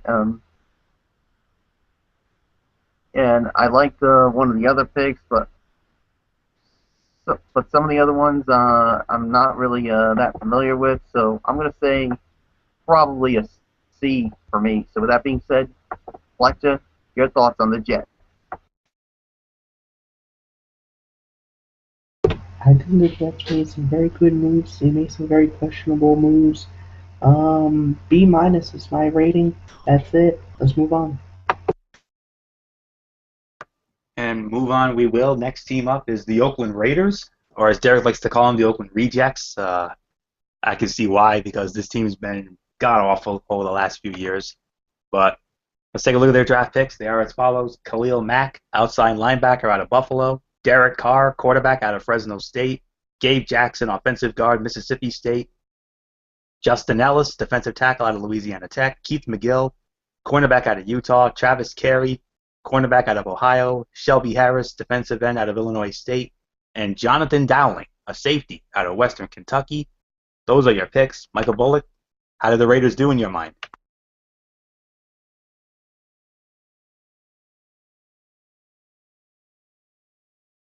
Oh, forgot to unmute the mic there. Sorry about that. Yeah, I like, of course, obviously the pick of Khalil Mack. I like that because they needed some work at linebacker. They needed a quarterback, Derek Carr, and some people say he's more athletic than people think he is. And some people say he is the best. Some people said that he was the best pure thrower in the draft, but of course we'll have to wait and see when it comes to that. And I like the pick of Gabe Jackson. They say he's a physical interior offensive lineman. Justin Ellis, the defensive tackle. Keith McGill of Utah. Some people think of him as like a Brandon Browner, of course, formerly of the Seahawks, now the New England Patriots, when it comes to that. And some of the ones I'm not quite that familiar with. So I'm gonna say probably like a B minus because they did fill in the needs. They need a quarterback, defensive lineman, and linebacker. But come on, they need a wide receiver. They needed to have a wide receiver, and they did not address that right in this draft. That, yeah, you basically said it right there, Fletcher. They choked on that. So B minus to a C for me because they did not get a wide receiver, and I'll say like the Raiders. Let's just say they dropped the ball when it comes to not getting a receiver. So with that being said, Fletcher, it's yours. There was so many receivers on the board, so good this year, and the Raiders does not pick one up. That's gonna come back to bite them in the you know what. You know, my boy Ed, who works in the 2184, he was very happy with the Khalil Mack. He's already calling him Big Khalil Daddy Mack, so get ready for that. There's gonna be a lot of jokes coming in, but you know what I'm saying? It was good, not great. C's my rating. Anthony, go. Yeah, I'm gonna give it a C too. I mean, the Khalil Mack signing was great. I also like the Derek Carr signing as well. But the other signings, can't really get behind those, and it's only because of the body of work of Mack and Carr. That's why I'm going to give it the solid C there. But Michael Bullock, absolutely spot on. They needed a receiver, and they didn't get one. That's horrible. I mean, that's pointless, unnecessary, unacceptable, inexcusable, reprehensible, and borderline irresponsible on the part of Mark Davis and that company. I mean, Al Davis is probably spinning he's probably rolling over in his grave right now, knowing what Mark Davis did, and Yeah, he's probably curled up in the fetal position. yeah, probably is. And his motto was "Just win, baby." Well, guess what? But this time around, for this season, they're gonna do what they always do best. Just lose, baby. That's all they're gonna do. They're just gonna lose. That's all there is to it. They're not gonna do anything this year, so they'll be lucky to win a few games, but they're not gonna do it. They're not gonna do crap. So C is the rating only because of Mack and Carr's body of work. But you needed a receiver. You haven't had a good one since Jerry Rice. You haven't had a good one since Tim Brown, and yeah, I'm just gonna leave it at that. Done with the Raiders. Let's move on. Let's move on to a better team here, and thankfully we're going to move on to a little bit of a better team. The Philadelphia Eagles. That's who we're going to talk about next. Let's just bear with me for a moment as I pull up their notes here. All right, here we go. Draft class as follows for the Philadelphia Eagles: Marcus Smith, outside linebacker, Louisville; Jordan Matthews, wide receiver, Vanderbilt; Josh Huff, wide receiver, Oregon; Jalen Watkins, cornerback out of Florida; Taylor Hart, defensive end out of Oregon; Ed Reynolds, safety out of Stanford; and Bo Allen, nose tackle out of Wisconsin. Michael Fletcher, is it Fly Eagles Fly for your draft pick, for your draft grade, or what? More like the Eagles got clipped at the wings and they took a nosedive to the ground. That's how bad this was. I'm sorry, man. I'm sorry. I was absolutely disgusted with the Philadelphia Eagles. I'm sorry. D is my rating. I think this was a horrible draft. I think Chip Kelly kind of did, he got his needs and filled and whatnot, but better talent. Come on.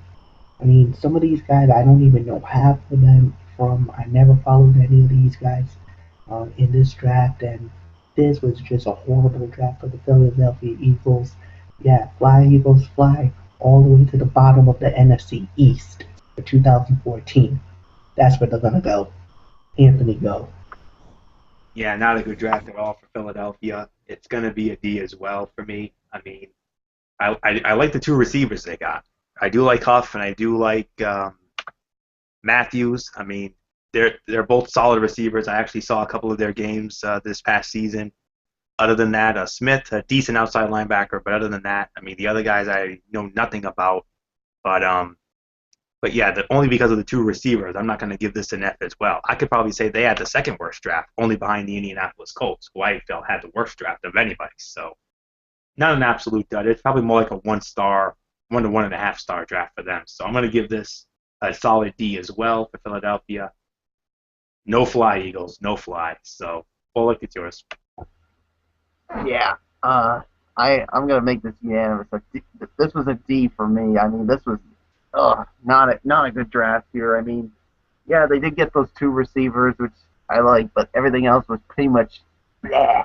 I mean, yeah, fly Eagles fly. Well, let's just say the Eagles. Let's just say they got their wings clipped in this draft. So D for me. So I'm done. I'm finished with the Eagles. Let's move on to the Steelers. And move on to the Steelers. We shall. Here we go, Steelers. Here we go. Let's take a look at their draft class.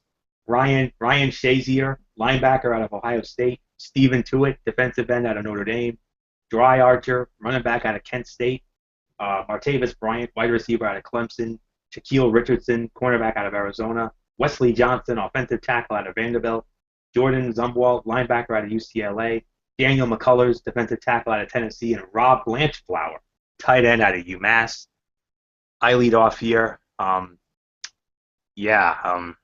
sorry. Not really a good draft here for Pitt either. I mean, this some questionable picks here, if I'm being honest. You got an okay receiver in Bryant out of Clemson. I mean, he was nowhere near Sammy Watkins level, but still, I mean, he was solid. But solid's not going to cut it in the National Football League. Shazier, good linebacker out of Ohio State. Ask Fletcher and Bullock, the Michigan men, and they'll tell you firsthand how solid he is. And he got another solid Notre Dame player, Stephen Tuitt.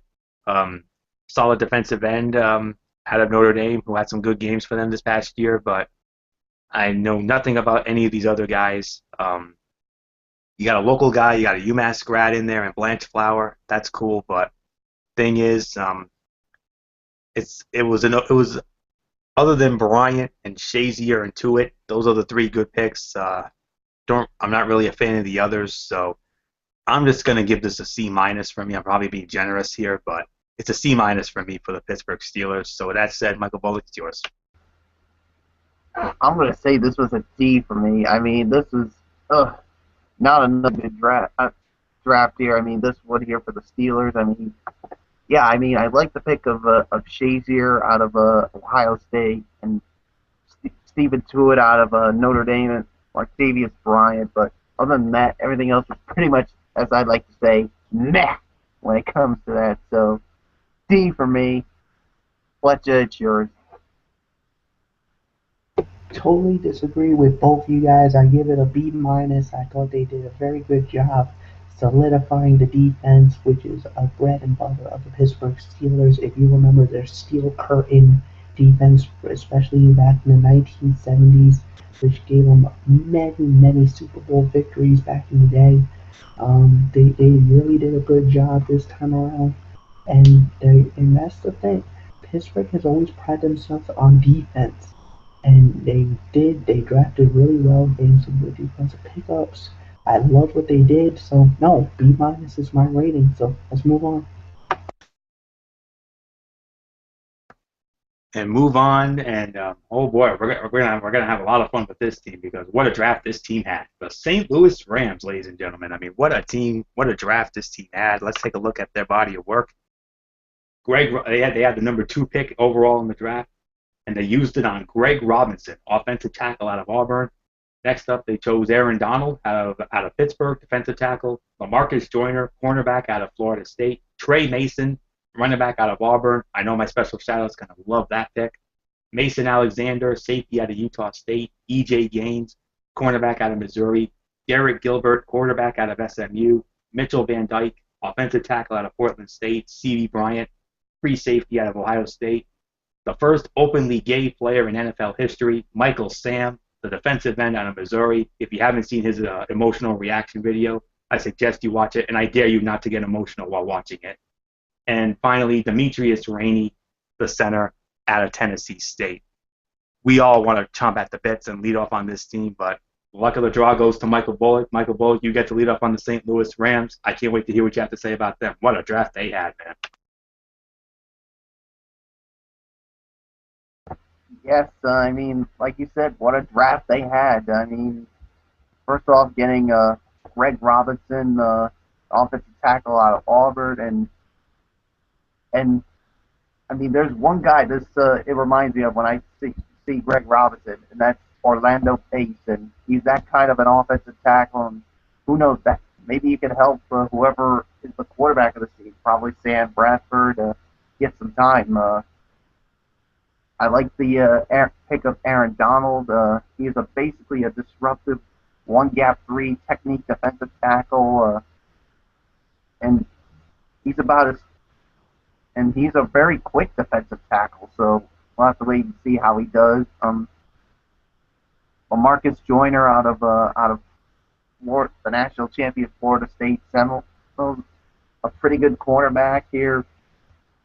Trey Mason out of Auburn. I like this one. Basically, he has definitely some quickness when it comes to it, and basically he's also a good blocker when it comes to a running back. EJ Gaines, of course, out of Missouri, but of course the other pick, number 249, Michael Sam. All I can say is congratulations to Michael Sam, the first gay player to be drafted in the NFL, and he's going to be the first gay player in the NFL. And you saw the reaction when he got picked. Words can basically not describe it. He was basically in tears, and there were times I was thinking, oh, geez, he's not going to get drafted. He's not going to get drafted, but congratulations to him, and he's basically staying near where in the area, of course, where he played his college ball. Of course, he played college ball in Missouri, and he's staying right near the area, of course, playing for the St. Louis Rams. So, of course, he was the SEC Defensive Player of the Year. So, yeah, so he does have the quickness, but he doesn't have the length. So, you know what? He's basically is going to be a work in progress, but I'm happy for him that he got drafted. So I'm going to say basically, I'm going to give him a solid A when it comes to this to the Rams in this draft. So, and once again, I'll say bravo to you, Michael Sam, on being drafted. So congratulations to you. We're all very proud of you. So with that being said, Fletcher, it's yours. I will say this was definitely one of the thrilling selections in the NFL draft when we saw what St. Louis had done. They did a tremendous job. And then to take a major flyer, a major chance to get Michael Sam, I think was definitely a feel-good moment. A lot of people thought that, that he was going to go undrafted, and they would have been fine with that. But, some people started to feel the backlash a little bit. But the thing is that he earned it because of his football ability. Now, don't get me wrong, he was horrible in the combine. He was horrible in his pro day, and that's why his stock dropped. But he's the Big 12 co-defensive player of the year from Missouri, and he deserves to at least get an opportunity. Now, that doesn't necessarily mean he's on an NFL roster, but he gets to try out and earn a spot. And I think the one thing I was hearing about Michael Sam is that he's going to be a pass rusher.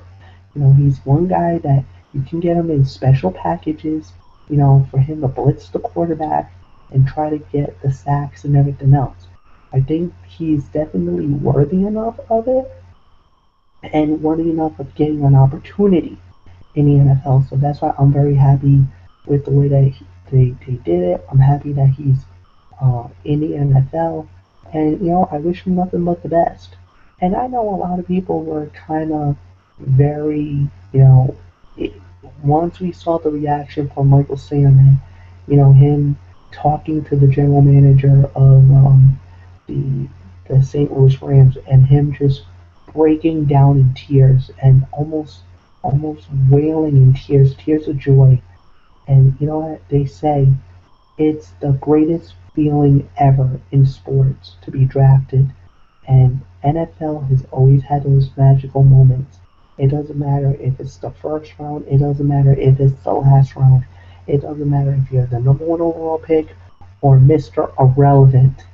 When you're in that fraternity, when you're in the league, it's something that you can never be taken away from. It's a privilege, an honor, and a right. Not many gets that opportunity. I'm happy that Michael Sam did. I wish him nothing but the best. Good luck, my friend. And with that, A is my rating. Anthony, it's yours. I don't think any team had a better draft than St. Louis did, and because of that, I'm going to say they had the best draft, and I'm going to give them. I'm going all the way. I'm going to give them an A plus. I mean, this was a fantastic draft by the St. Louis Rams. I mean, Greg Robinson. I mean, enough said on that. We know his body of work is fantastic. Aaron Donald. I saw a couple of Pittsburgh games, like I said. He's a beast. That's all I can say about that. Joyner out of Florida State. Great pick there. You got a damn good running back in Trey Mason out of Auburn. I mean, he was, he was a playmaker for them. No question about that. And all around the board, I mean, Garrett Gilbert, solid quarterback out of SMU. But of course, the headline, all about Michael Sam, and rightly so. First openly gay player in NFL history. Good for him. I mean, the video, like I said, if you haven't watched it, I dare you not to get emotional while watching it, because that's how emotional it is, folks. So, nothing left to say there. A plus. Well done, St. Louis Rams. Hell of a draft, and I think they're gonna be, they're gonna be a lot better than a lot of people think. So that's it for St. Louis. They're off the board now. So almost done here. We have a few more teams left. We're getting down to the end here. Of course, next up it's the San Diego Chargers. Let's take a look at their draft class, and it is as follows: Jason Barrett, cornerback out of TCU; Jeremiah Tocho, linebacker out of Georgia Tech; Chris Watt, offensive guard out of Notre Dame; Ryan Carruthers, nose tackle out of Arkansas State; Marion Grice, running back out of Arizona State; and Tevin Reese, a wide receiver out of Baylor. Those are your picks by the Lightning Bolts. So, Fletch, were the San Diego Chargers the Superchargers, or were they, not so much? It was a 50-50 for me. I'm gonna give them a C for the rating. I mean, they did all right. I think they could have done a little better. Really nothing more to say. Anthony, I give it to you. Yeah, I'm gonna go C as well. I mean, with San Diego, I mean, we got a Notre Dame guy in there, Chris Watt, solid offensive guard, 6'3", 310. I think he's gonna be, be a good pickup for that offensive line. I like the running back out of Arizona State, Greitz. I think he had some good games last year. Like his body of work, and Reese, good receiver out of Baylor. So yeah, I don't really know much about the other guys. So I'm gonna give it a solid C as well, 50-50. So with that said, Bullock, your thoughts on San Diego?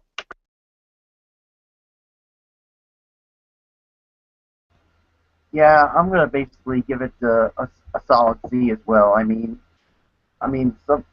picks that they made were all right, but nothing really that amazing or overly special about it. So C for me. That being said, let's move on.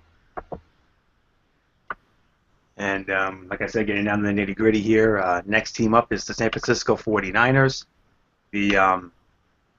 Let's take a look at how they did. Of course, another fantastic season by them last year.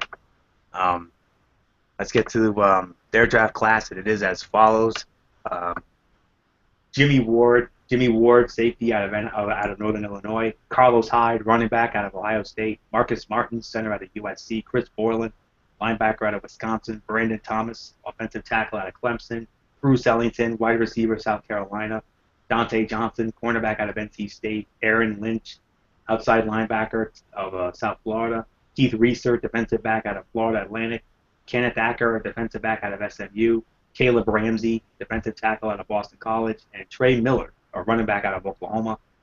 I'm going to start it off here. I'm going to give this a solid B here because I like Carlos Hyde, great running back out of Ohio State, formerly of Florida. I know he had some issues, but he is a good running back, so I like that pick.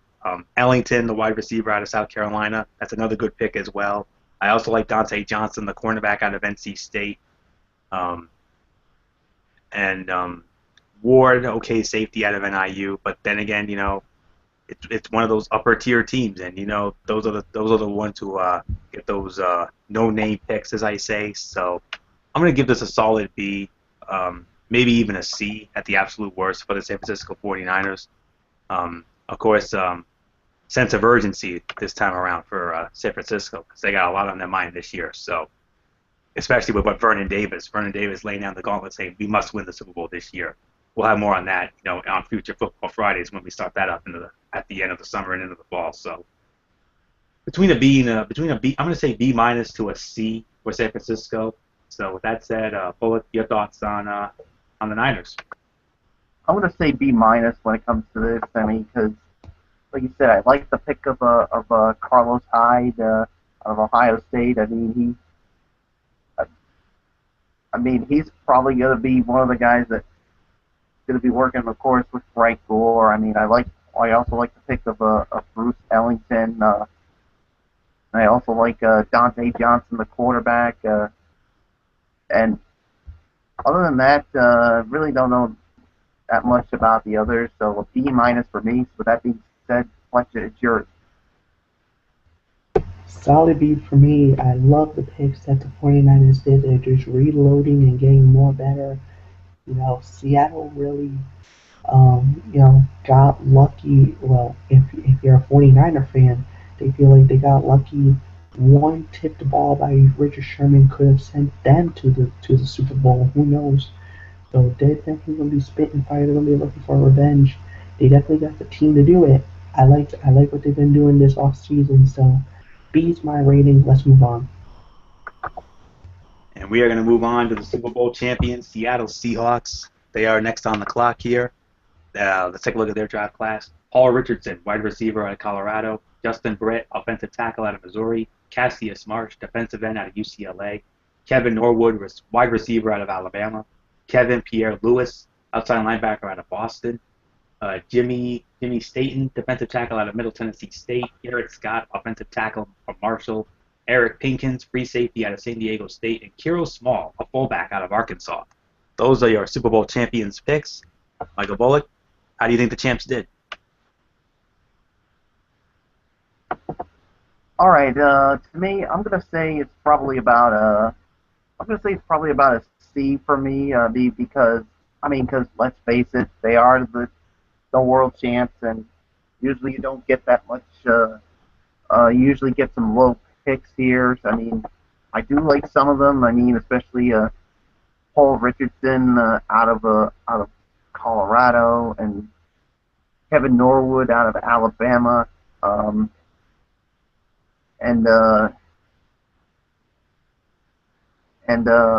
I also like Justin Britt, who's probably also, one day could protect Russell Wilson. But other than that, everything else I really don't know much about him. But like I said, you usually get low picks when it comes to that. So I'm going to say a C to basically a C minus. So with that being said, Fletcher, it's yours. Again, I disagree with you, Michael Bullock. I got to give them a B. They filled their needs. They got the great players that they needed to get. And for me, I thought they did a really good job with the draft. So I love the picks that they made. So with that said, B is my rating. Anthony, go. Yeah, C to C minus for Seattle as well. I mean, I like Richardson, and then I also like Norwood out of Alabama. Also like Britt out of Missouri, the offensive tackle. And other than that, don't know much about any of these other guys. But that's what happens when you're the Super Bowl champs. You get those no-name picks. So C to C minus for your Super Bowl champions, Seattle Seahawks. So only 3 teams left here. We're getting close to the end here. Long night, I know, but thanks for all of you who have bared with us. We had a late start tonight because of waiting on Derek Ferreira, but he finally got a hold of us, and we were hoping to be on at 10, but we ended up having to start at 10:30. So with that said, let's move on to our next team here. It's the Tampa Bay Buccaneers, and their class is as follows: Mike Evans, wide receiver out of Texas A&M; Austin Seferiari Jenkins, tight end out of Washington; Charles Sims, running back out of West Virginia; Kadeem Edwards, offensive guard out of Tennessee State; Kevin Pamphile, offensive tackle out of Purdue; and Robert Herron, wide receiver out of Wyoming. So, Michael Fletcher, is Bucky going to be firing those cannons this year or what? Bucky will be firing the cannons when it comes to the picks that they got, but I'm firing the cannons at Bucky. I'm firing the cannons at Bucky because they actually made 2 major blunders here. they didn't pick up a quarterback and they didn't get a linebacker. For that, I gotta punish them, and I'm firing the cannons. C is my rating for that. Anthony, go. I'm going to give it a B minus here, and the reason why I'm going to give it a B minus is because of Mike Evans. I mean, we all know Mike Evans was Johnny Football's right-hand man at Texas A&M. I mean, he was the steal for Tampa Bay. I mean, we thought Atlanta was going to get him earlier, but they passed on him. Stupid move, but love that move indeed. I also like Sims, the running back out of West Virginia, and don't really know much about the other guys. Don't really know. And yeah, I mean, it's only because of Mike Evans and his body of work and what I think he's going to bring to the table in Tampa Bay. And like I said, and I also like Sims, the running back out of West Virginia. So with those two, and only because of their body of work, I'm going to give it a B minus. I think I know I'm being generous, but B minus for the Tampa Bay Buccaneers. Bullet, go. I'm gonna basically say C as well because Fletcher basically said. I mean, I do like some of them, especially Mike Evans and sorry about that, I just lost that. And I also like Sims, the running back. Everybody else is pretty much mad, but they needed to get a linebacker, and most importantly, they needed to get a quarterback because that's what's basically been snake bitten when it comes to this team. They needed to get a quarterback, and they did not address it. And let's just say I'm firing the cannon shot right back at him, and let's just say the Buccaneers, let's just say they're about to sink when it comes to with them not getting a quarterback. So, with that being said, let's move on. Two teams left. Let's go to our second to last team. It is the Tennessee Titans. Let's take a look at their body of work.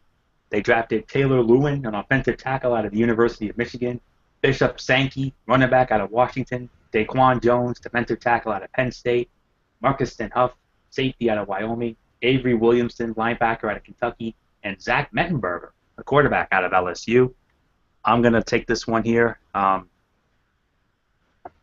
Solid draft for the Tennessee Titans. The Lewin pick, I mean, I know Fletch and Bullock know more about him being the Michigan fans, so I'll leave it to them. Bishop Sankey, I mean, great running back out of Washington. I also like Daquan Jones, the defensive tackle out of linebacker U, if you will, Penn State. And Zach Mettenberger, solid quarterback out of LSU. So with that, I'm going to give this between a B plus and a B minus for the Tennessee Titans in terms of draft. I mean, I love Sankey's body of work. Same for Mettenberger, and I'm sure Lewin out of Michigan. I know Fletch and Bullock will probably vouch for him. So B plus to B minus for the Tennessee Titans. Solid draft, not overly spectacular. So with that said, Bullock, it's yours. I'm going to say B minus when it comes to that. I like the pick of Zach Mettenberger, but he gets drafted in the 6th round. I mean, some people say that's the reason why. Some people said the reason why he got drafted in the 6th round was basically either a medical issue or something better. But who knows? This could be a big time steal. I like the pick of Taylor Lewan, an offensive tackle. I also like the pick of Bishop Sankey, but I also like Daquan Jones out of Penn State. So as Anthony said, solid but unspectacular. So with that being said, Fletcher, it's yours. Solid draft, nothing really spectacular. I'm gonna give it a B minus as well. Like I said, they made some good picks. I wish it could have been a lot better, but we'll wait and see what happens. Anthony, let's get to the Redskins, our final team. Our final team, all hail the Redskins. The Washington Redskins are the team, and here's their draft class as follows. Trent Murphy, linebacker out of Stanford. Morgan Moses, offensive tackle out of Virginia. Spencer Long, offensive guard out of Nebraska. Bashal Breeland, cornerback out of Clemson. Ryan Grant, wide receiver out of Tulane. Lechi Seastrunk, running back out of Baylor. Ted Bolzer, tight end out of Indiana. And Zach Hawker, a place kicker out of Arkansas. Michael Fletcher, is it all hail the Redskins or not hail the Redskins? More like the Redskins got tomahawk chopped in the head. That's how bad this was for them. But I will say this: the Morgan Moses move was definitely a great move. And actually, a lot of people were thinking that Morgan Moses was going to fall to the Miami Dolphins at one point. It didn't turn out to be that way. However, you know what? They need the offensive help because RG3 is their guy and everything else. And with everything that happened last season, they really need to make a move here. You know, like I said, some moves are good, other moves not so great. I'm gonna give it a C. I mean, this was a solid C. I'll even go C plus with this. I think they did all right. They could have done better. Nothing more to say. C plus to a C for me. Anthony, is yours. Yeah, C plus to a C as well. I mean, Moses, I do agree. Solid offensive tackle. I do like that. Grant, was good receiver out of Tulane. And they did get a kicker out of Arkansas and Hawker, but don't really know much about this. So C to C plus. I do feel they had an average, okay draft, nothing really special, 50-50 for the Washington Redskins and Daniel Snyder and company. So Michael Bullock, take us home. Yeah, C to C. I mean, I'll say a C. I mean, they pretty much had an average draft when it comes to that. I mean, you guys pretty much touched on everything. So with that being said, Anthony, let's just wrap this up, man. Yeah, and we are going to wrap it up. No power rankings. Way too late to do that, but hopefully Derek Ferrero will be back next week, and we'll get back to our regular business on Strictly Sports. It's been great doing these last couple of Football Fridays. So on we go now to the shout-outs. I'm going to switch it up here. I'm going to have Michael Bullock lead off, then I'm going to go to Michael Fletcher because I want to go last. So with that said, Michael Bullock, your shout-outs. Go first. All right. Special shout out to all of our tremendous fans and viewers out there who continue to support our shows, whether it is Strictly Sports or the Wrestling Forum. It doesn't matter. We really appreciate it. We thank you for listening to us on this special Strictly Sports Presents Football Friday edition as we look back at the draft. Of course, only the positive comments, no haters. Y'all know that by now. Shout outs to our super fans, Dee Woodson, Matt Ward, and Jason Hicksonbaugh. Hopefully everything is well with you guys. Of course, shout outs to our friends from our high school days. Of course, first off, Derek Ferreira, who couldn't be with us tonight. Of course, hope you had a great time at that Providence Bruins playoff game tonight. And boy, howdy, I mean, he saw a really good thriller with them coming back and basically winning their game. So hopefully you had a great time, and hopefully we'll have you back Monday night on the Wrestling Forum. And of course, also shout out to Tom Sousa, an original member of our Brotherhood. So yes, also of course to our news personalities, Frank Carpano and Joe Chiata from NBC 10, Ken Bell from ABC 6. Yanni Caracas, Mark Dondero, and Patrick Little from Channel 12. And of course, to Michelle Beadle from ESPN. Of course, we all know that story of when she went on that prom date with that kid in the wheelchair. That was an amazing story. And of course, also to our friends from the Road Show. Of course. The former co-host Mary Larson, and of course also to Megan Mooney as well, and the three current people, Mr. Fun and Excitement, Will Gilbert, and of course Michaela Johnson and Brendan Kirby. Hopefully everything is well with you guys. Oh, and of course also getting back to the friends from our high school days, of course also to the shout out to the First Lady of Strictly Sports, Kaiser Butler, and the First Lady of the Wrestling Forum, Megan Silva. And of course, to Stata Sorrell, of course, we would definitely want to get her on the show. And normally, I would save her for. I would save this. I mean, I would give the shout out to her in the middle of it, but I want to save this one for last. A shout out, of course, to Jenny Dell from Nesson, and of course, here's a story that I mean, of course, we found out today. I mean, some Rockland. Mass High School junior. His name was Cameron Stewart.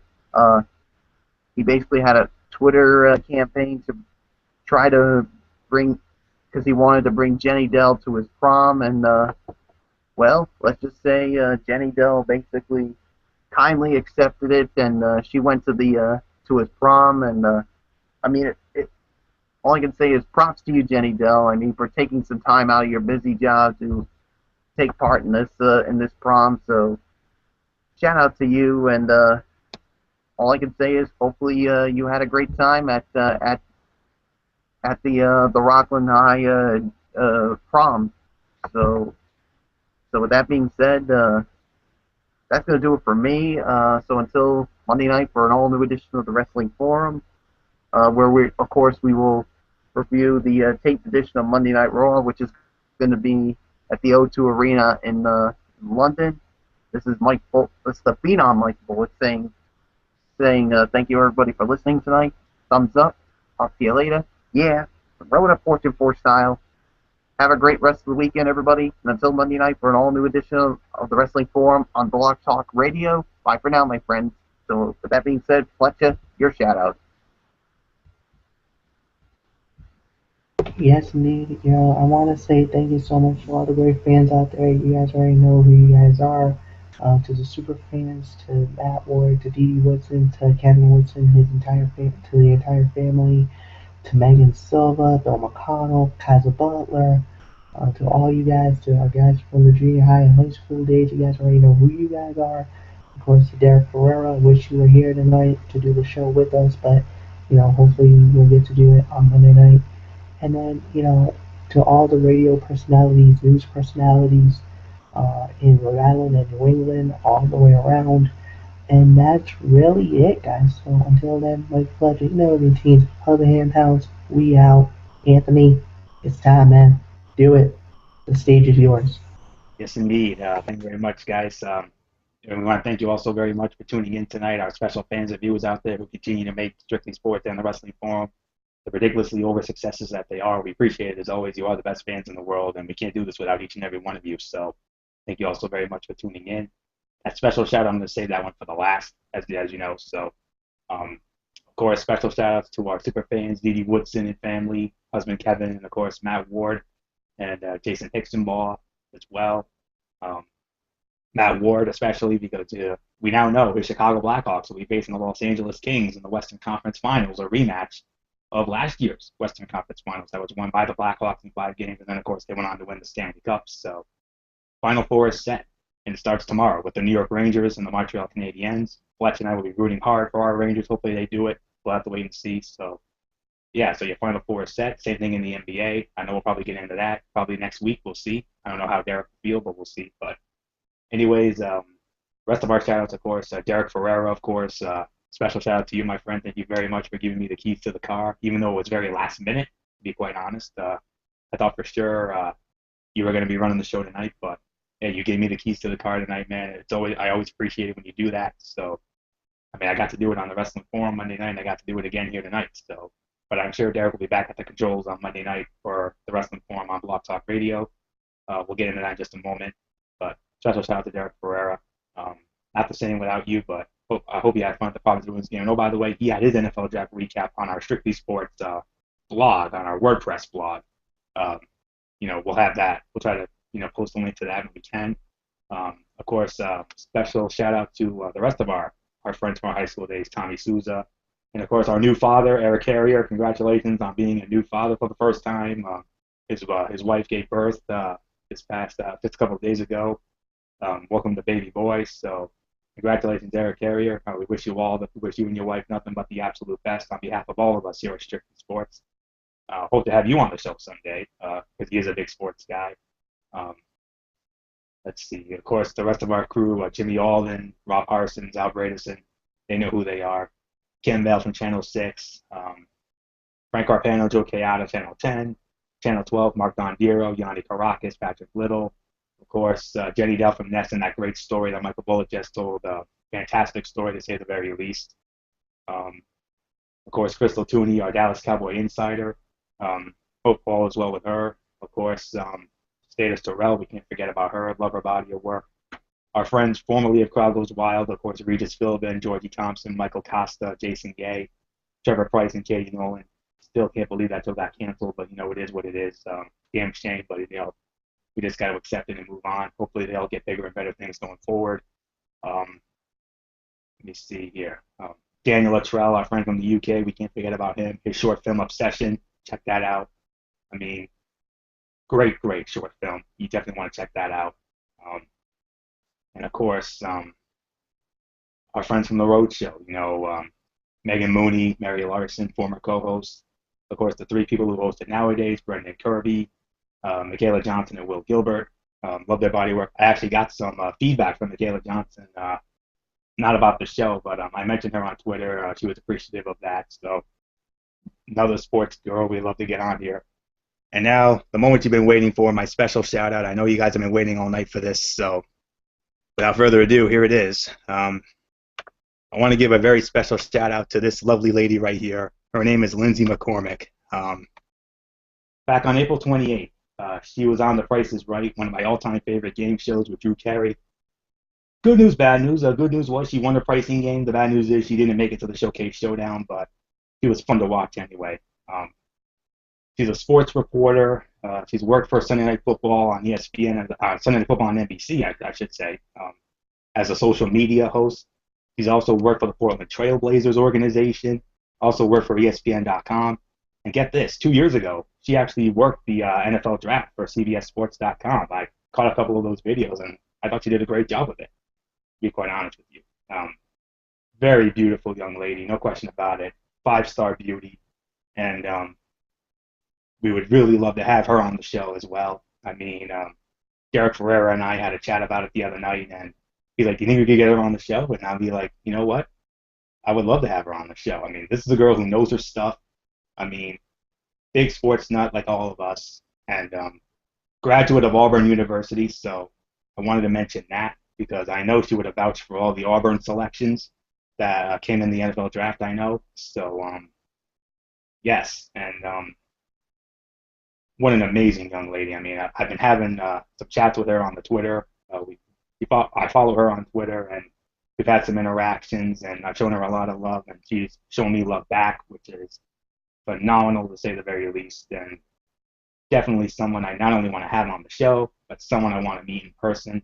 And if you're ever in Rhode Island, my dear, if you need somebody to show you around, hey, I'm the man to do it. So I would be more than happy to show you around this great state of Rhode Island and give you a great example of what this state has to offer, especially here in East Providence and in Providence, the two best cities, although I also like Cranston and Warwick as well. They got some great stuff here as well. So if you're ever in Rhode Island, my dear, I would love to show you around, no doubt about it. Really want to meet you someday. You are amazing, and you heard it here first. You're going to see that face on TV, I'm telling you. She will be on TV, and when she's on TV, whenever it is, whether it's years down the road or whatever network decides to take a chance on her, she's going to be a big star. You heard it here first. A big star. And that's all there is to it. So thank you very much for the love, Lindsay. We appreciate it I appreciate it as always, and continue to keep in touch on Twitter. I mean, I love chatting with you, and hopefully someday we can get you on this show as well. I mean, if you're ever on this show, there's no question about it. It's going to be a 5-star show. No ifs, ands, or buts about it. So, Lindsay McCormick, special shout out to you, my love. You're amazing. You're beautiful. You're going to be a big star someday. And I'll tell you this: if there's no network that wants to hire her, we do it. But thing is, we don't have a major network. We're just here on YouTube. But if we're ever on TV someday, we'd love to have her on, no doubt about it. So, Lindsay McCormick, you're awesome. That's all there is to say. So, all my best to you, my love, and you're going to be a big star, like I said. So, all right, that's going to do it for me. So, until Monday night for the Wrestling Forum, which will be on Blog Talk Radio with Derek Ferrera and company, well, with all of us, we're going to review the taped edition of Monday Night Raw from the O2 Arena in London, England. The big story, of course, the status of the WWE World Heavyweight Championship and its champion, Daniel Bryan. Will Daniel Bryan be stripped of the titles, or will he keep the titles? Hopefully it's the latter, but you never know. I got a bad feeling it's probably going to be the former on this one. So with that said, that's going to do it for us. Thank you very much for tuning in. I know it's been a long night, but that's what happens when you have 32 teams and we got to talk about each one of them. So until Monday night for the Wrestling Forum on Derek Ferrera's Blog Talk Radio, It is ridiculously over Anthony Florio, for the Cerebral Viper Michael Fletcher, for the Phenom Michael Bullock, saying, you know the routine, everybody. Thumbs up. Talk to you later. Yeah. Throw it up Fortune 4 style. Have a great weekend, everybody. And until Monday night for the Wrestling Forum, you've been watching Strictly Sports, Football Friday NFL Draft Recap Edition, right here on the Tone 25 on YouTube.com. Bye for now, my friends, and God bless.